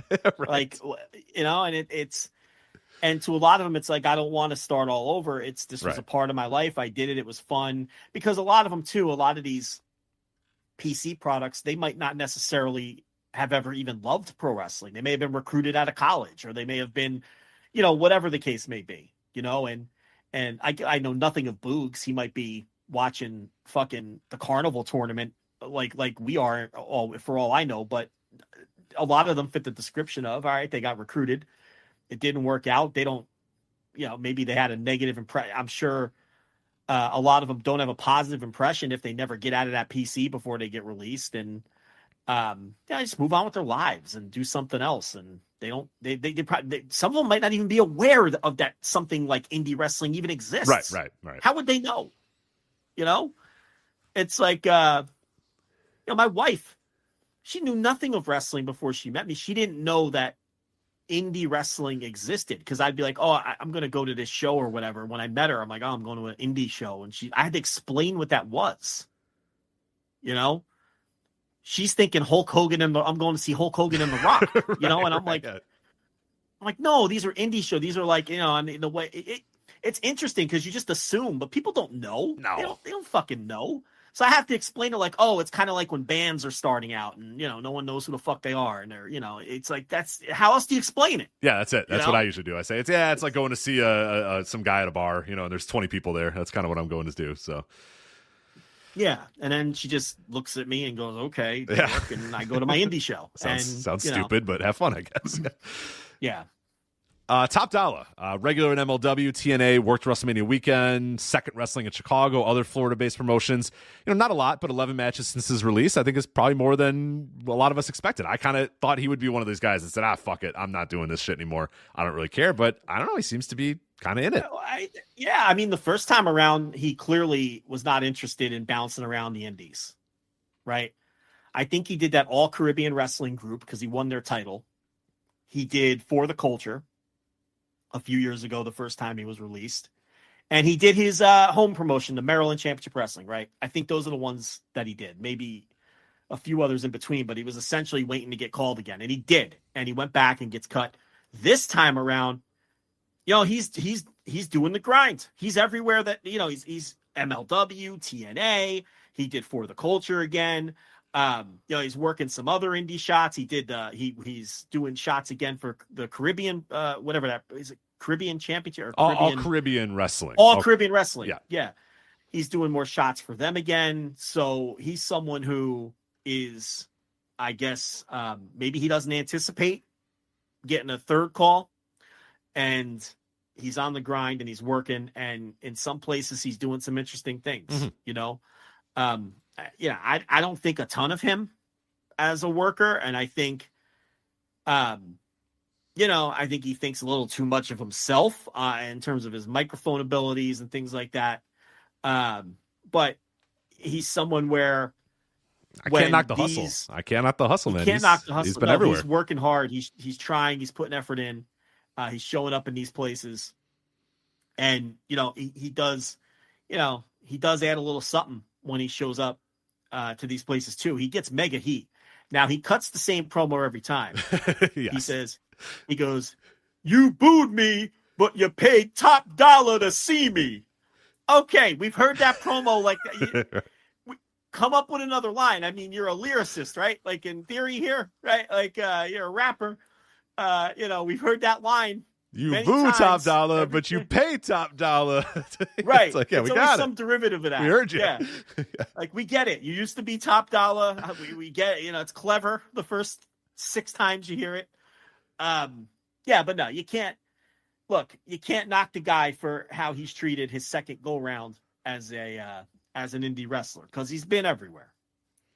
Aaliyah, nothing since release. In fact, her last match on record was September of 2022 when her and Raquel Rodriguez lost the women's titles to Damage Control. So Aaliyah, nothing since release. And I'm not really. Okay, I'm taking a W on this one because I was telling people that Aaliyah fucking stinks from the moment I laid eyes on her. Remember, there was this weird thing where people pretended she was good for a while, and it was like, what are we doing, people? What are we doing? They really thought that she was going to be a big star. She was one of those people where the very first time you see her wrestle, you can immediately write her off. Because you could tell that she just doesn't have it. Just completely talentless. She had no talent. She had no athletic ability whatsoever. 2 left feet. 2 left feet. Baby Bambi sliding around on the ice. You know, it's just nothing there. You know, Baby Bambi sliding around on the ice while the hunter kills the fucking Bambi's mom. That's the scene, right? Yeah. Whatever the fuck. Yeah. People know what I'm saying. There was no hope. So why would anyone book her? And who knows if she even wants to? Yeah, I don't even Can know you see her going on the indie grind? Come on. No, I could not see her grinding in deadlock to get back on the saddle there. I can't imagine that. So Quincy Elliott canceled, right? Is this the person? Am I mixing up? Or what happened? You're on the right track. I don't want to get into it, but something happened, right? I forget what he got Twitter. He got canceled. He got Twitter canceled. Okay. I don't think he got canceled. Well, he hasn't wrestled anywhere. He wrestled twice for Germany, WXW's Wrestling Academy. He went to Germany for WXW Wrestling Academy, and then once in March for Netherlands promotion PWH, and that's it for Quincy Elliott. Okay, so when the run sheet hit, one of my contacts from Europe got in touch with me to clarify the WXW thing. So because Quincy Elliott is like half canceled. So they had, you know what I mean? So someone was like, oh, just so the thing about it is Quincy Elliott didn't get booked by WXW per se. Quincy Elliott paid to go to the WXW training academy. Got it. So Quincy Elliott wanted to train with WXW, which I guess shows some effort into wanting to get better at this and want to do it. Right.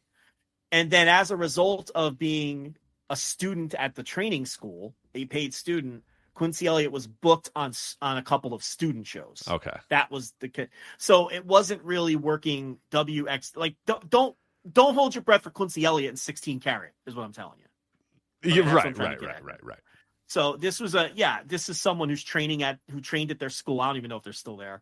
How long ago did they work? This was what did I say? April or something like that. This was February. Last April. This last February 2024. This past February. Yeah. I don't know if they're still attending the training school or if their training is over or whatever the case. But they were student shows that training schools have student shows, and that's what this was. So when people look on, where'd you see that on Cage Match? Yeah, the WXW shots. Yeah, so a lot of people will see that. And it's like they were student shows. But Quincy Elliott is someone who I thought there was a lot of hype around Quincy Elliott when they were first on TV, and I didn't fucking see it at all. Now, look, I am someone who has said many times, there's not enough big fat wrestlers in wrestling anymore, right? And I think wrestling needs more of that. But I'm talking about like Vader. Okay? I'm talking about like King Kong Bundy. Right. Or Quincy Elliott didn't have an imposing look. Quincy Elliott looked terrible on TV. Like when Vader came on your TV, you're like, oh, okay, that guy's going to fuck somebody up. Quincy Elliott quite literally looked like a Mabel cosplayer. Like if you went to a wrestling convention and there was somebody doing a poor Mabel cosplay, that's kind of what the Quincy Elliott thing was. It was sloppy body, sloppy look, terrible gimmick. That was really bad. Yeah. And people were putting Quincy Elliott over. And this is another one where I was like, this person has no chance. I can tell you, like, the first moment I saw them, they have no chance in this company, especially this company, not as they are currently constructed, this wrestler, not a fucking chance. So no, I don't see anything in Quincy Elliott. Good for Quincy Elliott for going to Germany to get a little experience, maybe with a different gimmick, maybe with a different look. I don't know, but I can only judge the tape that I've seen, and no interest whatsoever. The last ones we'll run through pretty quickly here. Bryson Montana. That's a real name, by the way. This is not am I an NXT superstar or not. Bryson Montana is a real person. Has not worked since release. We don't have to talk about Bryson Montana. Bryson Montana, very quickly, I thought had some potential. I saw Bryson Montana work a lot on Level Up during like the Obafemi Level Up era. Yeah. He had a great body, if I remember correctly, like an all-time great Bryson body. Montana. Yeah. Bryson Montana, I thought had some potential, but look, we're not in the PC every day. And a lot of times it's not just your look. A lot of times it's, are you coachable? Are you learning anything? Right. Have you advanced? And we don't know those things, but I would suspect with someone with that kind of look that there was something else there. Maybe they just weren't advancing at the speed they wanted them to advance. Because unlike some of these other people, this is not someone who was around for 8 years. This is someone who was around for like a year and a half or 2 years or whatever it was. So there must have been something else there. Dana Brooke obviously popped up in TNA as Ash by Elegance. So Dana Brooke getting work in TNA. So good for her. Yeah, getting work, but making no impact, no pun intended. No, of course not. Yeah. Come on. Whatsoever. I mean, have you heard about anything that Ash by Elegance has done since the debut? Of course I mean, not. there's just, I don't think she's chasing any championships anytime soon. No. It's just... You did that whole bit just so you could say championships again. I knew that's not true. But it's not true. That's that. I don't even know what that. She's like from Ohio. Why does she have that accent? I don't know. Yeah. I love it though. I'd love to hear her say championship one more time. Anyway, that's Ash by Elegance. Mansoor and Mace, they're a package deal, and they've been very active. They talk about, they got released and said, bam, we're gonna hit the ground running, and they fucking have, man. They've been everywhere. They've wrestled all across the world. They've made a trip to Uganda for the soft ground wrestling, so they've been everywhere. They've worked their asses off. So I put them in the Ali Dolph Ziggler category, where it was like the second they could go, they went and they started working all over the place. So good for them. Yeah, they look. These guys obviously. We know that they love wrestling, okay? And they do the Twitch gimmick where they play the wrestling. They're into all that shit. They obviously are legitimate friends. It wasn't just an on-screen thing with WWE. And they're everywhere. Don't they work? What's that? You mentioned that promotion a couple of times. They work a lot of Deadlock. Yeah, I think they're Deadlock regulars. Yeah, they're everywhere, man. Yeah, and I always thought Mansoor was an underrated wrestler. The other guy, I mean, he's fine. Dio Madden. Right? Remember they did Mace. the angle with Brock Lesnar and it just went nowhere? Yes, remember? Yes, yeah. Where he was an announcer for a while, and then Brock F5'd him through the announce table, and then it never went anywhere, and they repackaged him instead. It was weird. But, Mansoor has always been a good little worker. And, those guys, they've got it in their blood. And they're good and they're charismatic, and they're going to keep. They're guys who will keep getting booked everywhere as long as they want to be booked. I do. I remember that. I think Mace said that when Brock showed up and they were going to do their angle, that Brock had no idea. Like, he didn't know who he was at all. Right. So I'm paraphrasing here, but because Mason and Mansoor, they do streams all the time and they're talking about it all the time. So it's pretty good stuff. It's like old school shoot interviews or whatever.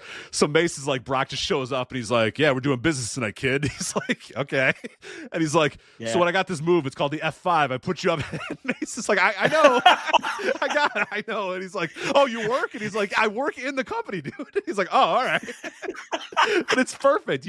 Brock shows up. They Brock. Say you and you're going to throw this guy through a table. Brock goes, all right, throws his bag down and goes, all right, kid, what do you want to do? And it's just like, without never watching. He's never watched a second of WWE television. Doesn't watch a fucking second. I love it. He's like, all right, kid, I got this thing called the F5, so I put you up on my shoulders. Yeah. Mace is like, yeah, I know. He thinks this guy's like a local indie guy doing a one-shot. Right. He thinks he's an extra. right? Right. He thinks he's an extra. It's so good. He doesn't know he works for the company. And meanwhile, this guy's like, yes, sir, I'm familiar with your work. You're Brock Lesnar. I've heard of the F5, indeed. Yes. I know how to take that bump. I've watched you do it a few times. I think he says Brock like halfway through the conversation goes, "Oh, you're a worker," and like again, not even like you. Oh, I didn't know you worked for the company. Like, oh, you're a worker, and he's like, "Yeah. Here, work in this company." Right, it's so good. It's perfect. And a day later, Brock forgot the guy's name, never thought about him ever again. And if he met him again, would say, "Hey, Brock Lesnar, nice to meet you," or whatever. And would have no clue that he put Dio Madden through a table or whatever. No clue. And if he got booked with him, he goes, "So here's what we're gonna do. I have this move called the F5. It's called the F5. I put you in a fireman's carry, and then so good." Oh, God. Anyway, Shanky. Unfortunately for Aaron Quinn's card collection, Shanky has not done much. One show for that OPW promotion in Australia in April. They booked a ton of people in April, but other than that, the Shanky dance is Shanky dance is no more. He's not around anywhere. So, same with Commander Aziz, Dabu Keita, Babatunde. What was Shane McMahon's shoot fighting thing? For those 3 weeks. I forget the name of that. I don't know what it was anyway, but he hasn't worked since release. So he's probably done. Commander Aziz. A guy with that fucking size. I would do something. I'd figure out something to do with that dude. You'd figure out. You'd think someone would promotion would call him. Maybe he doesn't want to, right? Like he's also one of the guys they sent to Dying Days Evolve to work with. Yeah, right. Remember? Yeah. So it's like. They thought something of him. They thought enough of him. They sent him there with the Street Profits and I forget who else. The guy that's in charge, the guy that's part of Chase U, the Australian guy. He was sent there. I forget what his name was at the time. You know what I'm talking about? He's changed his name a bunch of times since. I don't remember what he is. Fucking not Grayson Waller, the other guy. The other Australian guy, whatever the fuck his name is, but he was part of that group that got sent to Evolve Duke Hudson. The working Duke relationship. Hudson. Duke Hudson. Duke Hudson. I don't know how to say. I sound like I'm from Brooklyn. I don't know what that accent is, but that's not what you try. That was Wade Barrett pretending he's from Brooklyn. Is what that one was. That's Wade Barrett doing a Brooklyn accent. Attempting to do a Brooklyn accent. That was Wade Barrett trying to do Taz. Is basically what that was. So I don't know. You would think that a guy with that size, that like fucking Conan would call him somebody, right? Like AAA or fucking Puerto Rico or, whoever the fuck, MLW. Oh my God. He's like the quintessential. Is he not the perfect fit for MLW? Absolutely is. Yeah. Holy shit. You bring that. I could totally see Court Bauer booking that guy. He made that call. So I don't know. Maybe old Babatunde is just not interested. I don't know. Yeah. I don't know. No, yeah. Done with the wrestling game.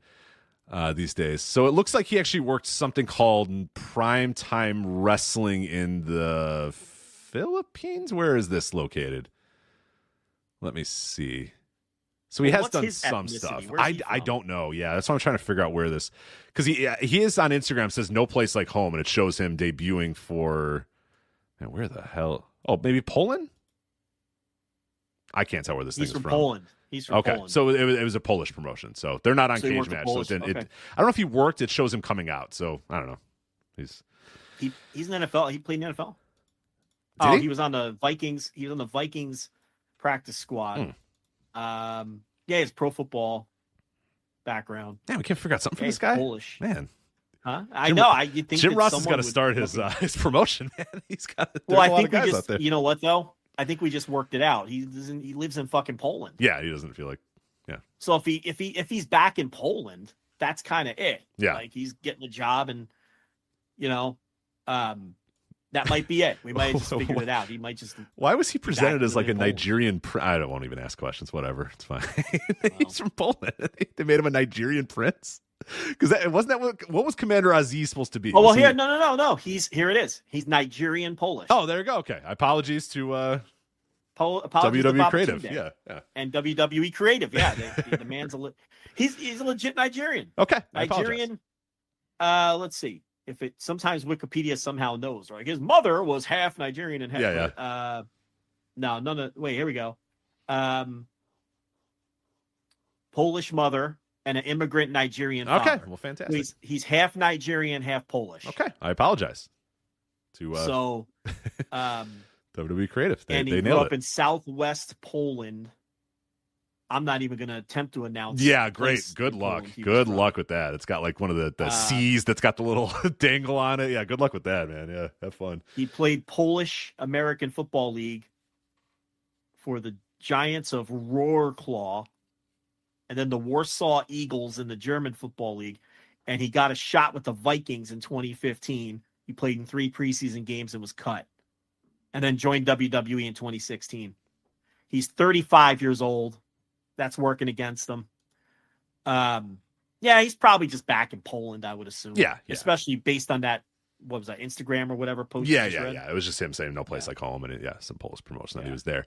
Ulissa Leon, I believe. She's been working a lot of Mexico indies since release, The Crash, Mas Lucha, so she's been all over the place in Mexico, though. So, and she'll work in Mexico as much as she wants. Right, she'll be fine. Yeah.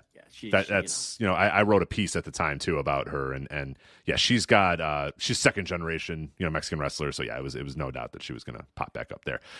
Daniel, break down these next 4 for us, Rich. Yeah, Daniel MacArthur. Again, this is not, you do not have to guess if this is a real person or not, Joe. We are not playing Am I an NXT superstar or not. Daniel MacArthur and Kevin Ventura Cortez. No cage match profiles for either of these men, so I will just assume that they are not working anywhere. I don't know. Alexis Gray, oddly, never worked a single match while in NXT developmental, but has worked a few shots for the ACW promotion in Philadelphia. And Brooklyn Barlow did 1 shot post-release for the ALW promotion in Orlando, December of 2023, but has not worked since.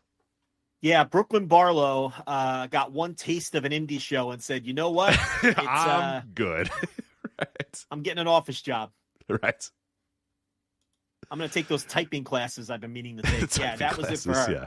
He was, that was it. And then, unfortunately, Ikeman Jiro. Yeah. Good transition. You want to go right to do it? I'd say that's a great transition into a man who, unfortunately, is working a lot of places that I watch. Jiro.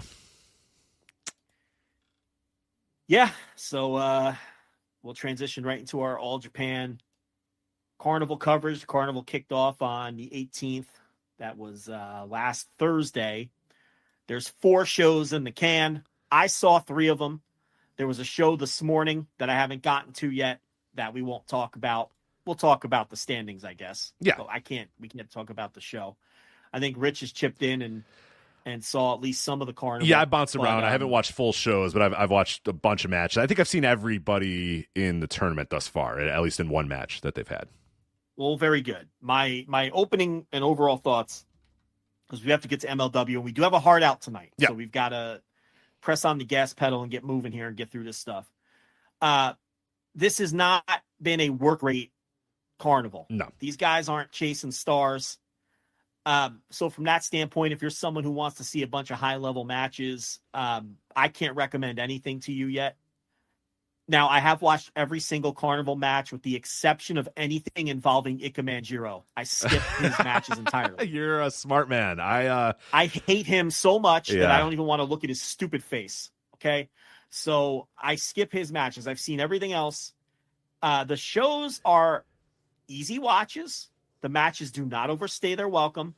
The main event gets a little bit of time, maybe 15 to 20. Everything else is like under 10 for the most part.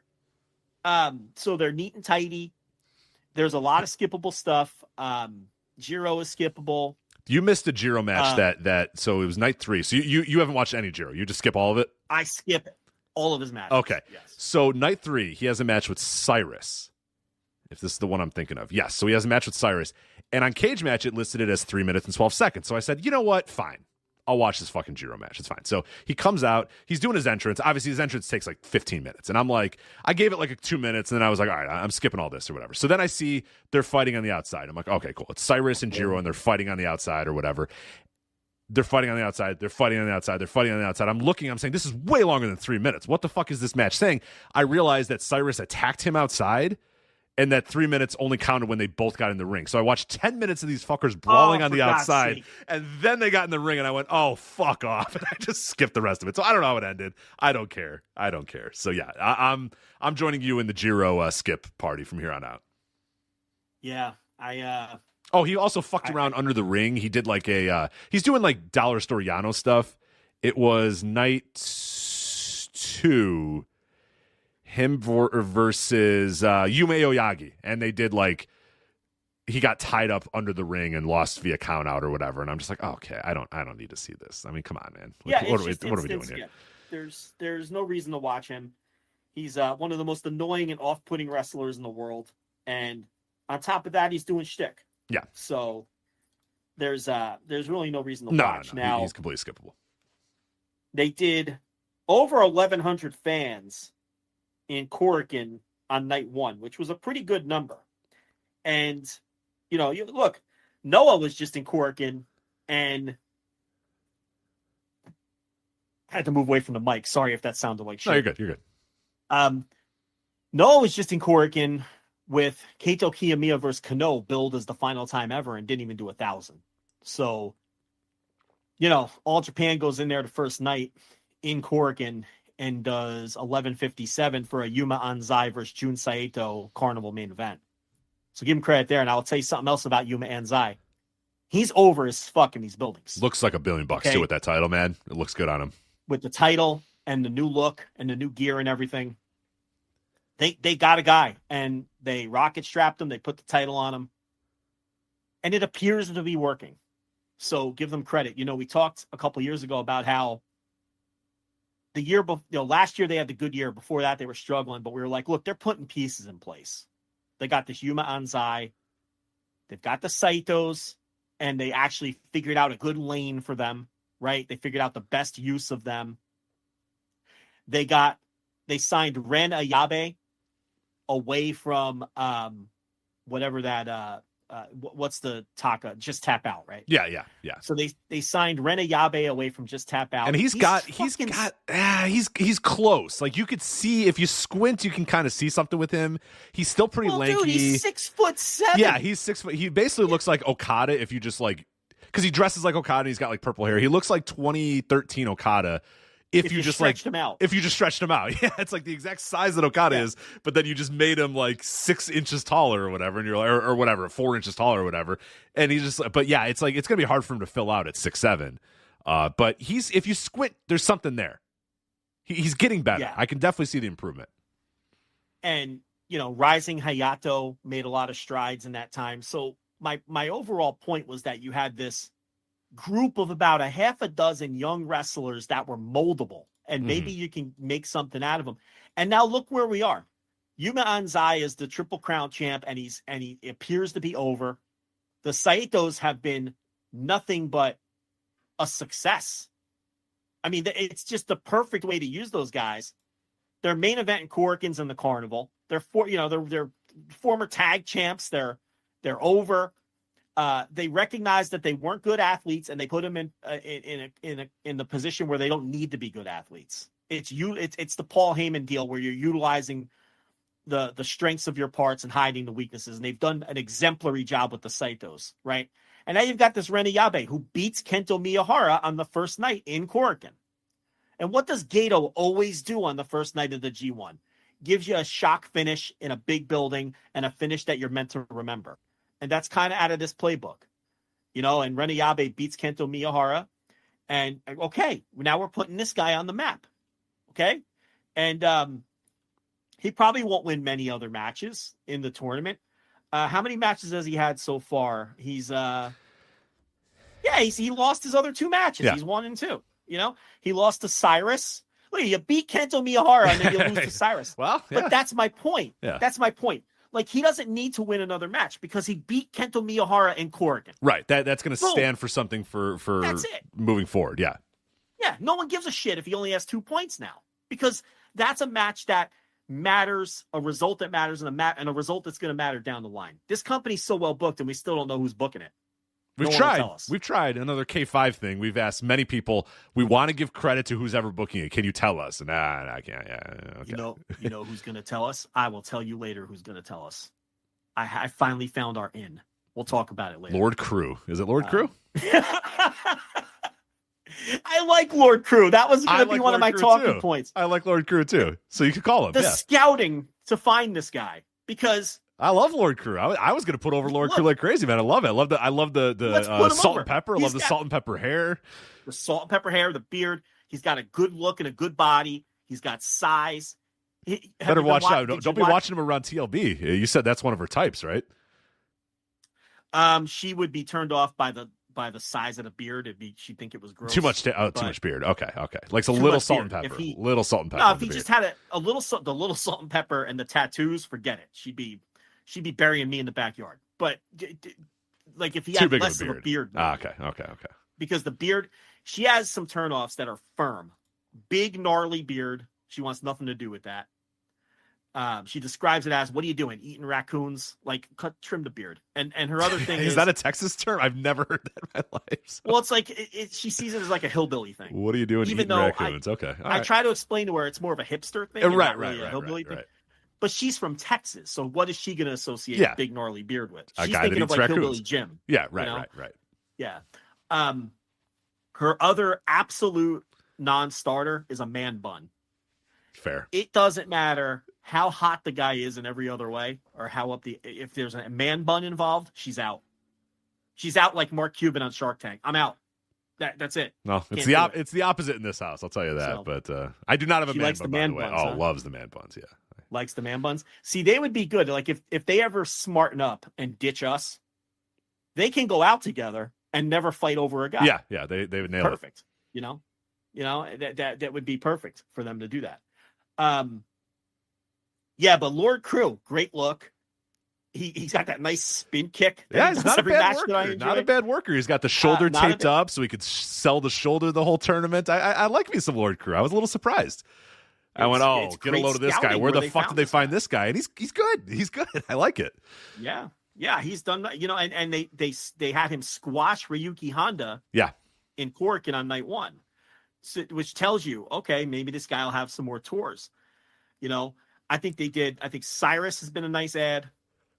He's what I've talked about before. Wrestling needs more guys like Cyrus, right? And Lord Crew, they've got something. This is good scouting. Just like how Noah found Jack Morris, very similar. So, those are the highlights of night one. Yuma Anzai wins the main event. The Rena Yabe upset over Kenta Miyahara, getting Lord Crew established. That's pretty much it. And we should mention Hokuto Omori is doing this weird gimmick where he wears a horse mask. Yes, there's somebody that comes to the ring with him wearing a horse mask, and he wears a horse mask. And then what they do is at the beginning of every match, the opponent is confused. Like, which one is Hokuto Omori, right? And then he'll reveal himself and attack the guy from behind as he's focused on the other guy with the horse mask. I'm not making any of this. No, this is 100% what's happening. Yes. Then it's very shtick heavy, and the All Japan fans are irate that he's doing this gimmick. Let me pitch something to you. Do you think there's a possibility at some point in maybe at the end of the tour, I don't know if they're going to be back in Korakuen, one of the bigger buildings, against the right opponent? Here's who he's got left. He's got Cyrus, Rena Yabe, and Aoyagi would be the spot, because I think that's also the final night. What if Nakajima is under the other horse there you go on that night? Because he hasn't popped up anywhere else. He teamed with Omori. They have in the tag league, they were partners. Would that be a way to reintroduce Nakajima as like the big? It's not the guy that's coming with him now is clearly not Nakajima. No. Yeah, if you're wondering, is it Nakajima now? It's clearly not. If you're watching, yeah, but you're right on that night. They're doing this every night. So you lull fans to sleep thinking you're just going to do the same thing, and maybe Aoyagi is smart to it and attacks the real Omori. But then the other guy takes off the mask and it's Nakajima. I love it. Yeah, because you need to have him come. He needed he lost the title, so that you kind of had to stop the Inoki thing. So you needed a hard reset of his character and a hard reset of what he was going to do. This is a great way to do it. So I love it. I think it's a great. If that's a free booking idea, because he has ties to Omori and he has issues with Aoyagi. Yeah, so that would be the perfect time to do it, and maybe Aoyagi's in the mix for and he gets beaten down before the match and cost him. Right. Yep. And Omori plays spoiler because he hasn't won a match yet. So he could be the spoiler for Aoyagi. Right. And you see, we're probably it makes working too much ourselves sense, into a shoot. but it makes a lot of sense. Borrow that, whoever is booking All Japan, that nobody will tell us. Yeah. So very quickly, we don't have to go through every match on every night. I will say this. We don't know who the booker is in All Japan. I can assure everyone, despite the results of Hideki Suzuki so far, that I am not the booker of All Japan, because this guy, he comes out of the gate and he loses the first 2 nights to both of the Saetos. Exactly like you called. Not only does he lose to both Saetos, on the second night, he gets paintbrushed by the Saito. Yeah, right. Rai Saito just destroys the guy, smacks him, kicks him, punches him, hit the bricks, and just crumbles him up in a lariat, and then pins him. And the crowd goes, "Oh!" Because it's like Rai Saito just beat Hideki Suzuki June night too. Yeah, right. Beat him in, and so it's interesting. It's certainly interesting. So, and then after he beats him, he slaps him in the face and tells him to leave. Yeah. And Suzuki, like, when have you ever seen Hideki Suzuki humbled, booked like this? 2, go along with it. So all this tells me he's winning out. Match against Honda. He is winning out. He's winning out, and he's beating Suwama the final night, and he's winning the tournament. Because how else are you getting him to agree to this? Right. That's a bridge very far for my man Hideki. So yeah. He loses the first 2 nights. They could tell the story where he comes all the way back. He gets his win back against Suwama. Remember, everyone was like, oh my God, he lost to Suwama. All right, well, now it makes sense. They're in the same fucking block. He knew he's going to get his win back in the Carnival. And I still think he's going to win the fucking tournament. Losing to the Saetos back-to-back confirms to me that he's going to win the tournament in a weird way. You know how these guys all book these things. All right, so then night 3 was probably had the best wrestling matches. Now, Miyahara Aoyagi on paper looks incredible. It's a good match, but don't go into that expecting like a match of the year caliber match. It's not what they were going for. Okay, so, and then the main event was Ryuki Honda beating Yuma. He handed Yuma Anzai his first loss of the tournament, and that was a really strong match too. So that may have been the best match of the tournament so far. Yeah, I think you're right. Yeah, so there's really not a ton in the way of, nothing approaching a notebook. No. I would say the closest is probably, I liked Honda and Anzai, the main event of night 3. But even that, I don't know. Match. I don't know if I'm going notebook on that one. No, it's probably it's like a 3.5-star match. Yeah, right. And everything else has kind of just been there. But Yuma Anzai's over as fuck. Kento Miyahara. I mean, the way he just controls a crowd. I was watching his match against. I watched them all today, so I'm a little mixed up in the head. Let me look. It may have been the Aoyagi match, it wasn't the Renayabe match. It was either the Omori match or the Aoyagi. The Omori match, he started the match by basically telling the crowd, like, you need to get louder and louder. And he waited like 5 minutes in that ring, just letting you, like, get louder right now before I start wrestling. And they did. Yeah, they did. But during the matches, he just has this innate ability to sense when they're losing the crowd and get them right back. Yeah. It's just, he's a great worker. It's different and it's special. Exactly. And he just gets them right back, and he can do it with just facial expressions and little mannerisms, on top of the fact he's such a great worker. I've always felt like I'm watching. To me, he reminds me of Kenny Omega in so many ways. And it's not just the running knee in the ropes, and he does a lot of Kenny Omega shit, but even more than that, the way he moves, the way he kind of like gears up to run the ropes, like the little things. He attacks the ropes. Omega's one of the best rope runners in the world, and Kento's right up there with him. Right, yeah. The way he gets the way he just, his mannerisms when he's getting the crowd into a match.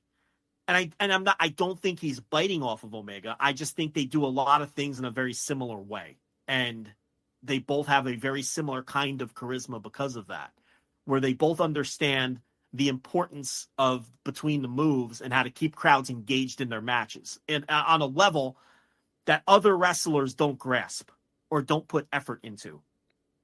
So, I've enjoyed all of his matches, even though he's not out there. Look, none of these guys are going out there they're not trying to have banger after banger. That hasn't been the idea behind this. So anyway, we got to do MLW. Through the first 4 nights, Shotaro Ashino's on top of Block A with 6 points. And then there's 3 guys with 4 points right behind them. Miyahara, Aoyagi, and Jiro. And then in the B block, you have Yuma Anzai and Jun Saito with 6 points each. They have not wrestled yet. And, right, they haven't wrestled yet. No, they did. Anzai beat them. Yeah, right. But remember, here's the thing. Carnival doesn't do tiebreakers. So it really isn't that meaningful that he beat them, because if they're tied, they have to have the runoff match anyway. So it's different from the G1 in that respect. And then Suwama has the 4 points. And lurking below is Hideki Suzuki with the 2. Suzuki has, we'll do this real quick and then we'll move on. He's got, obviously, Suwama, Hartley Jackson. He's going to beat Hartley Jackson. He's going to beat Lord Crew, and he's going to beat Yuma Anzai. Yeah. You think he's going to beat Yuma Anzai too? I do too. So he has to go through Yuma. Well, listen, if he's going to win the block by beating Suwama, and he's going to win the tournament, then beating Anzai makes sense too. Right. So he'll be the champion Carnival winner, who'll have a win over the champ, and you've got your match. Right? So that'll give him 10 points. Anzai has how many matches left? He's got 3 left. So Anzai's got 6 Hartley points. Jackson, Rei Saito, and Hideki Suzuki is all he's got. So he'd left. have to lose to Suzuki in this scenario, and that means Anzai would have to split the other 2. He could lose to the other Saito, right? Because he's not losing to Jackson. No. So Rei Saito would have to beat him, and Rei Saito only has 2, so that's plausible. And you'd have to find a way to just get Suwama in an advancement scenario against Suzuki, and you could easily do that because he already has 4. So I think we worked it all out, because Suwama has 4 points and he still has 4 matches. So that's how I think that block's going to play out. Suzuki beating Yuma and Suwama, running the table. He's going to beat all those guys. And then the other block, I don't know. I mean, does it really matter? If Suzuki's going to win, it's just, Well,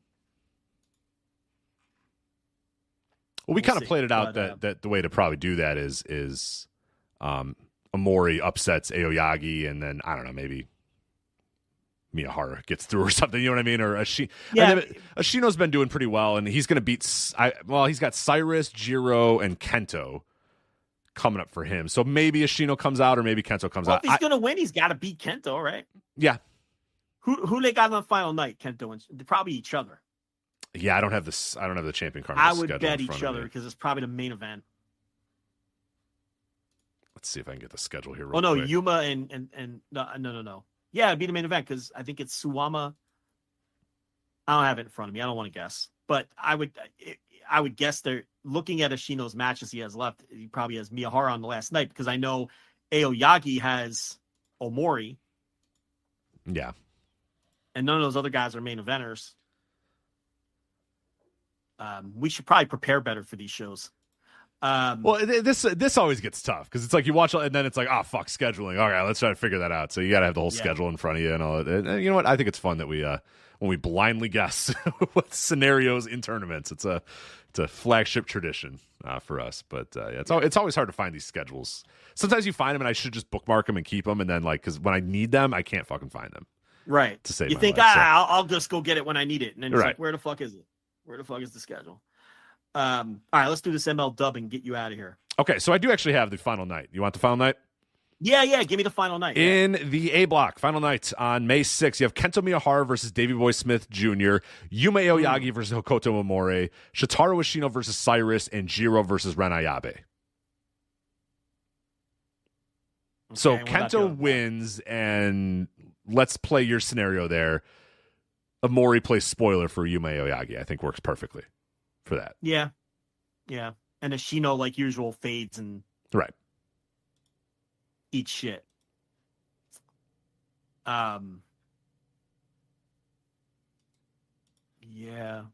did win. Ashino did win the Carnival. Yeah, it's not impossible. Yeah, it's not impossible if they have Ashino go through. He usually eats shit. He didn't eat shit last year. He won last year. Actually, real quickly before we get to MLW, we did forget to mention Trick Williams winning the NXT title. So this week on NXT Spring Break-In, again, I can't imagine why NXT is doing a spring break theme show in late April. I know somebody in college who is graduating next week. We're doing spring break shows in late April. I can't take it. But they're going to do it every year, so I'm just going to let it go. Trick Williams won the NXT title. Obviously, we have been pretty high on him for a while in terms of a guy that has star looks like a star, has star potential. Can he put it together? Mostly that, like, between Carmelo and him, Trick was the guy, and we're right, and we're going to be right, and we've been proven right again by this, that Trick is going to be the guy. Now, he won the title. I think the Dragunov match was fine. I can't get into most of these WWE style matches. I mean, it was quicker than your standard, like, because those Dragunov Carmelo Hayes matches, those got, pretty long for a while. They got into the 25 to 30 minute long range or whatever. This was a condensed version of those, and I liked it, but it was, Dragunov doing basic Dragunov stuff that you've seen 1,000 times, and he's really good at it. If he's really good at it, I'm just kind of sick of the template, and I thought Trick looked okay, but obviously this was Ilya Dragunov really carrying Trick to this match, which again isn't taking anything away from Trick Williams. If you have Ilya Dragunov in the match against somebody, you're going to have Ilya Dragunov kind of lead the way, and he did, and Trick played his part perfectly as well. He wins the title, though, and now it's kind of, it's his thing. He's the main champion in NXT. Is he ready for this spot or not? I don't know, and I'm not sure it matters, really, because the guy looks like $1 million. He's got a crowd connection. I think that's all that's really going to matter right now for him in NXT. Yeah, he's over with their fan base, and, I identified this guy before I even saw him put on a wrist lock. I mean, it was very obvious that he had the necessary charisma, the necessary look, the necessary athletic background. It was all going to come down to, could he perform semi-competently in the ring, and could he talk? And then it turned out he could talk. And then it's like, all right, well, now I'm all in. This guy has the potential to be a top guy. And he does. He still is not very good in the ring. That's just a fact. And I know Dave Meltzer got dogpiled by people who are just having a completely different conversation and don't understand where Dave is coming from. And then it's funny because then they're all trying to dunk on Dave when the guy won the title. Oh, what do you think now? That shows you he that didn't people get just good overnight just because he won the title, but to them, it's validation. To them, it is the validation that he is good. To them, it's validation, because this is my point I always make about Twitter.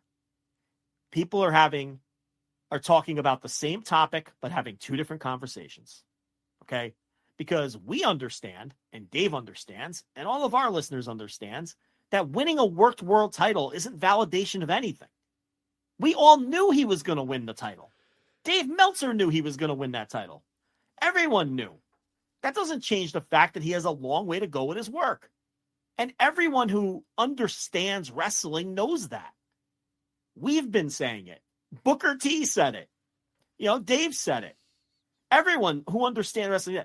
But what you have, and this is why social media on that scale will never work. It's a failed social experiment.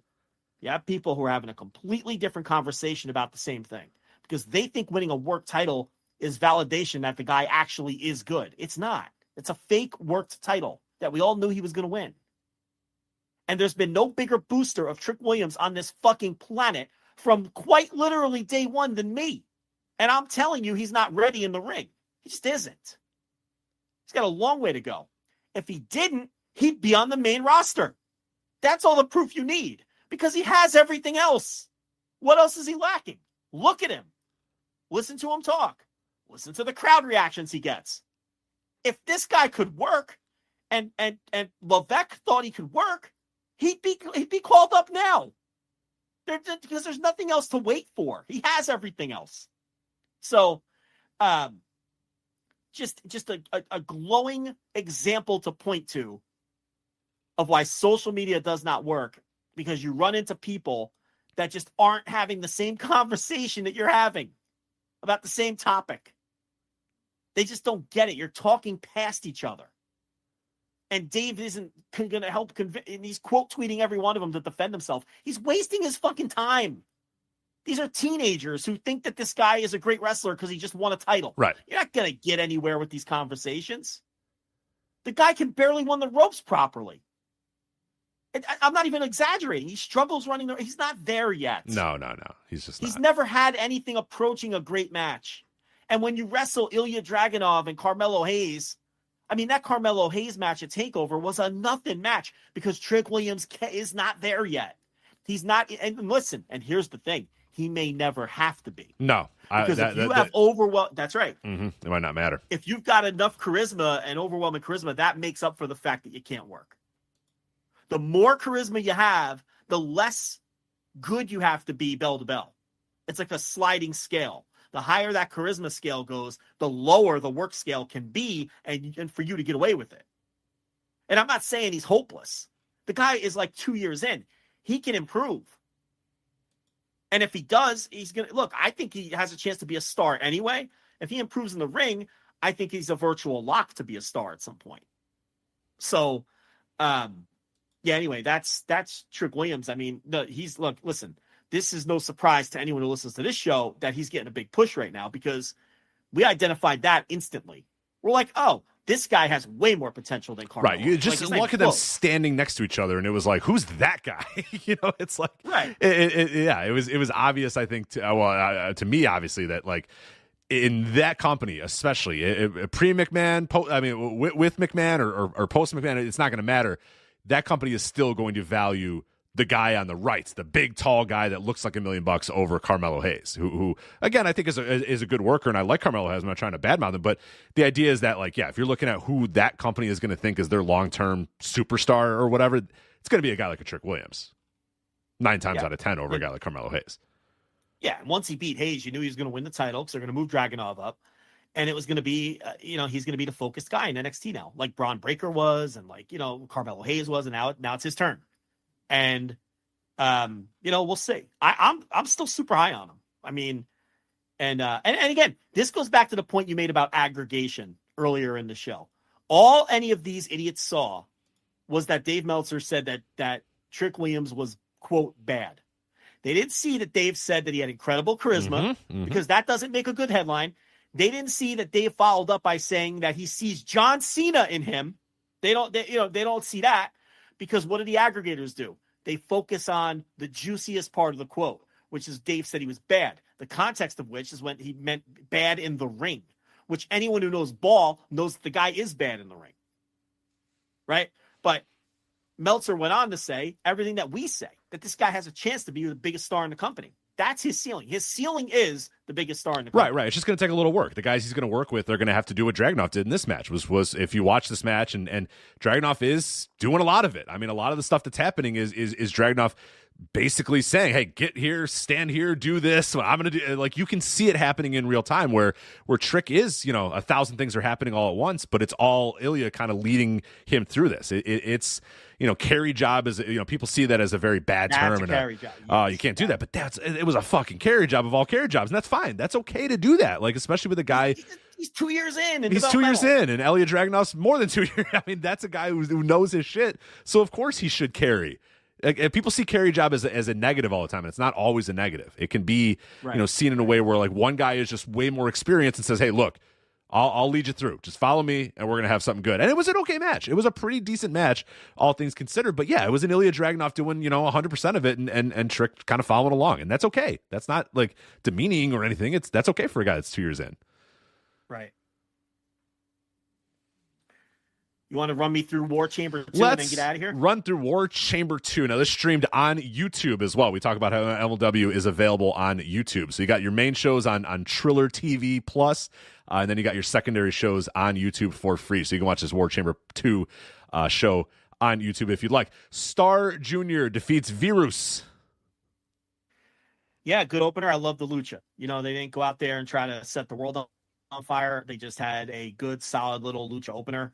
And, with Star Jr. on the Selena side and Virus on the Cesar Duran side, you, sir, in person, will see the culmination of this. Man, that show is fucking stacked. That show is so. That's just a CMLL I'm very jealous. In Chicago. I'm very jealous. Tickets bought. I will be there. I'm very jealous. This is one of my favorite eras of MLW because it's so easy to follow. You got the 2 shows a month, the pay-per-view, then the YouTube, then rinse, repeat, right? You don't have to worry about Fusion every week and all this other bullshit. And I really think that it has helped them book logically. Yeah. Because it's given them a structure, an easy structure to follow. And they're booking show to show.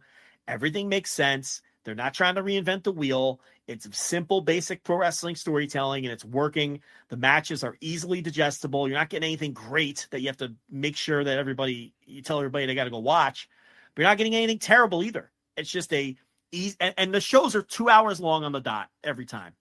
They take up 4 hours of your time per month. Yeah. Between 2 shows. I like it. And they're easy to watch. Not every storyline is for me, but I am enjoying MLW now probably more than I have any other time in their rebooted history. Right. They were a much better promotion in like 2003. Of course, yeah. But we're locked into covering them from here on, for as long as this format is going to last, because I love it. Yeah.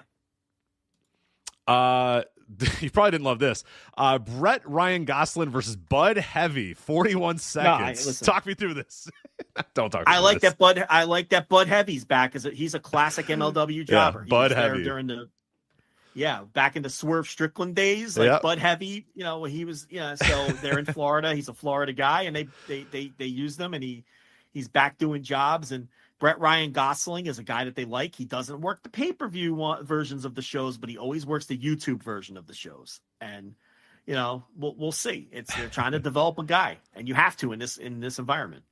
We have MLW World Tag Team titles. The World Titan Federation team of Davey Boy Smith and Tom Lawler retain their titles against the Boumaye Fight Club team of Alex Kane and Mr. Thomas. I would imagine Mr. Thomas took this fall. So the news coming out of this is they have been stripped of the tag team titles due to the Angle and the Tom Lawler injury or whatever. So it was going to be Davey Boy Smith Jr. and Tom Lawler defending against Kojima and Okamura in Chicago. Man, damn it. But no. Hold on. Uh-oh. So they're out. They're stripped. Kojima and Nakamura are still in the match. Now they're taking on Manders and Matthew Justice for the vacant titles. So it is what's that stable called again? It's the Second Gear Crew. I've seen them 1,000 times, man. Versus Kojima and Okamura for the MLW tag team titles. But the thing about it is, I feel like Kojima and Okamura are going to win because, like, they were in the match originally, and now they're still in the match. Like, obviously, Second Gear Crew weren't going to be the planned champion. You see where I'm going with this? Right. So, this Okamura thing, you might see him not only get his hand raised, win a title, but win a championship. Hell yeah! I'm going to rush the ring and celebrate with him. Zeta defeated Sofia Castillo. Yeah, Sofia Castillo was a local Florida wrestler, I think. Like, it's very obvious. She's kind of found her level, but I enjoyed her in a weird way. But, you'll probably never see her again. Zeta picks up the win, and we don't have enough time for me to go in depth on Zeta and Sophie Castillo. So nobody's really looking for a in-depth Zeta versus Sophie Castillo review. But the interesting thing about it, though, was this. I'll say this real quick. That was a standby match taped earlier tonight because Brett Ryan Gosling won so quickly. And I enjoyed that. It's a good gimmick. It's a good gimmick. Right. I like it. They're like, we weren't going to show you this, but we taped it earlier tonight because we have some extra time. Here's Zeta versus Sofia Castillo, which I kind of like that shit. I like to suspend my disbelief when I'm watching my wrestling, and I thought that was a cool little gimmick that they did. Yeah, that is nice. Matt Riddle, Timothy Thatcher. So Riddle wins the match, and the big thing coming out of it was they announced he's going to be in Battle Riot. So Matt Riddle wants to win Battle Riot and then get a MLW World Title shot. So that's the story coming out of that. And then Kojima defends the World Heavyweight title against Bad Dude Tito. Kojima doesn't get paid by the hour. Okay. That's 5 minutes, by the way. So he comes to these shows. He's in, he's out. He doesn't bump too much. But he's always got a smile on his face. He hits that Western Lariat. Look, I love the build to this. They had Bad Dude Tito beating jobbers for like a couple shows, right? Like 3 or 4 shows. What was the deal with that Big Bad Tito thing? They called him Big Bad Tito like one time. Was that have we decided that was officially a mistake? They called him Big Bad Tito, then they called him Bad Tito Escanado, whatever his last name is. Bad now he's just back to. They keep changing. Now it's Bad Dude Tito. They keep changing his name. I don't know. I don't know what the deal is. Maybe it was a mistake. Maybe it wasn't. I don't know. Will Court Bauer talk to us again? Probably not. You could ask him. He should. We put his promotion. That's over a nice, these days. Soft, innocuous question as a good test. Yeah, that's not a bad one. Because that's not like you're not digging for dirt. It's just, you know what I mean? Not a bad idea. Maybe we'll the toes in the water with that one. And then finally, War Chamber match. I was so happy to finally see this, and I need to know what happened in this. Death Fighters Akira, Jay Chris, Jimmy Lloyd, and Raven defeat The Calling, Cannonball, Dr. Cornwallis, Ricky Shane Page, and Sami Callihan. I'm glad you watched it and I didn't. Did Akira finally get his fucking revenge? I hope Akira got the final fall. Not only did he get his revenge and win the fall by at the end of the match, but he showed incredible babyface fire the entire match and really came across like a star. Because I was worried because they built him up to that level where he broke away from The Calling and felt like this big baby. Then they kept beating him and beating him and beating him. I was like, eventually he's going to have to get this big win over these guys. And this, he beat him. It was good. And yeah, no, he I believe he tapped out Ricky Shane Page with he put him in like a lapel lock with the barbed wire in his mouth and all that and tapped him out. It felt like a write-off in a lot of ways for The Calling. And with Sami Callihan popping up in Impact, it may have been. I don't know. But it sure felt like that. But it was the Akira show. I mean, it was all about him. He showed great fire. The crowd was behind him. He scored the pin, or the fall, not the pin. There's no pins. Cannonball wrapped himself in barbed wire and then did a backward splash off the second rope through a table on Akira. That was one of the big heat spots, and Cannonball's a 400-pound man. Yeah. That was one of the more impressive spots. Raven, I don't know if he should be getting in the ring anymore. Yeah. He's just not moving well. I'm surprised he actually worked because I know I went to a Dreamwave show maybe a year or so ago, and Raven was announced, and he didn't even get in the ring. He just like cut a promo from the outside, and then like Little Guido got in and did the heat, segment with him, or something like it was like Dreamer was there and Guido was there, and like they made sure that Raven didn't get in the ring, didn't do I don't think he did anything. Maybe he went in and even flowed a guy, but he didn't do anything physical. He's probably just a manager at this point. But I'm surprised he got in the ring there and actually worked. He doesn't move around very well. All he does is kind of like throw ugly looking punches. He doesn't bump. He can't. He just physically, I don't even think he's almost 60. Yeah, he's 59 years old. Yeah, I mean, he moves around though like he's Yoshiaki Fujiwara. I see what you're saying. Yeah. Like he's not even 60 and he moves around like one of those like Fujiwara or Dory Funk Jr. Like Dory Funk Jr. at the end. Like that's how he's moving. And those guys, but see, those guys are 80. You know what I mean? Like he's 59. So, and look, the thing about Raven is he was never like, his whole thing in ECW was he didn't really do anything. Like he used to, one of his big things was he used to brag about how little he bumped. You know what I mean? Like he had his lackeys that did all the bumping. Right. He was a minimalist wrestler for a lot of years. I mean, goddamn. Yes. Half that WCW run was just him sitting in the crowd and then having Kidman do, a shooting star press while he stood in the corner. It's like, yeah, he was able to make a lot of money doing, well, not a lot. Yeah. So it's not like he had a lot of wear and tear, and he's been doing the Raven gimmick for 30 years now, 1995. Right. So, because before that, he was a junior heavyweight, Scotty Flamingo, Scotty the Body, all the different incarnations of that, where he did, he wasn't Dragon Kid, but he was he was working a little bit. Yeah, he was moving a little bit. Right. Like he wasn't like a super high flyer, even by the standards of the era. Well, and then he spent 2 years in WWF not taking any bump. I mean, taking a bump or two here and there, but yeah, basically being a manager and an announcer. Right. So he hasn't really been a big bump guy other than going through a table now and then in a big spot for over 30 years, for 32, 33 years. So I don't, but hard I'm life. Sure there's a bit lived a hard life. Living hard. He lived a hard life. Yep.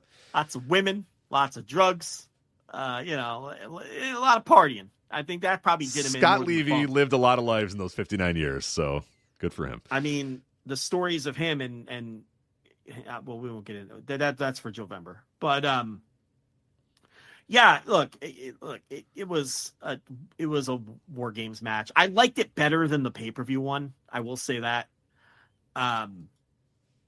Yeah, so I don't know. This show, again, it was an easy watch. It wasn't that bad. And I think the one that you're going to is fucking loaded. And yeah, it looks really insane. Great. Yeah, they just keep adding matches to it too. I'm like, oh, man, we're gonna be there all night, but I don't care. Everything they add is just better than the last thing. I don't know how hard the Lucha guys are going to work, but it'll be a novelty to see a lot of those CMLL guys. Definitely, yeah. That's going to be a big part of it, where it's like, what other opportunity are you going to have to see a lot of these dudes? So, you're getting an Ultimo Guerrero versus Atlantis Jr. match. Right. I'm not going to complain when you're going to be you're going to be raising the roof with Ultimo Guerrero, right? Of course I will. You're going to do it. Yeah, damn right. You're going to do it. I'm doing it right now. Yeah. I'm doing it right now. You can't see me. Too. Yeah, we're doing it. Yeah, Mystico versus Cavanario on that show. So, that's. I'm a little jealous. That Come on in. Take that flight. Looks fantastic. The tag match is being. Oh well, you're going to see everything. So, because the tag match is on the YouTube. Yeah, I'm getting it all, baby. I'm watching every minute of it. Yeah, Yep. So there you go. That's the MLW show. So. Yep. I know you gotta get out of here. Yeah, that's it for us. Sorry, we have to do a slightly abbreviated show today. I got to travel for work, but next week we'll be full force, full strength, normal 3 hours, back on Thursday. So thanks, obviously, for sticking with us these last couple weeks as things have been a little wonky, where I was out last week, Joe to do the solo show. This week we have to go a little short on a Wednesday, but things will be back to normal next week for the flagship. So anyway, that is Joe. I'm Rich. We will talk to you next time. Take care. Bye. My name is Tyler Fornes, and I am one of the co-hosts of The Good, the Bad, and the Hungy AEW podcast here on the Voice of Wrestling Podcasting Network. We take a broad scope approach to the world of All Elite Wrestling and the entire universe of Tony Khan. We talk about the big matches, the big stars, the promos, the storylines, and we also look at it from a big picture perspective. How are things going to change over the course of the next 10 years with AEW still in the picture? How are companies like WWE going to adapt and adjust to AEW? Are they going to be a similar way like they did with WCW in the late 1990s? Will there be a counterpunch? We talk about all of that and more on The Good, the Bad, and the Hungy every week on the Voice of Wrestling Network.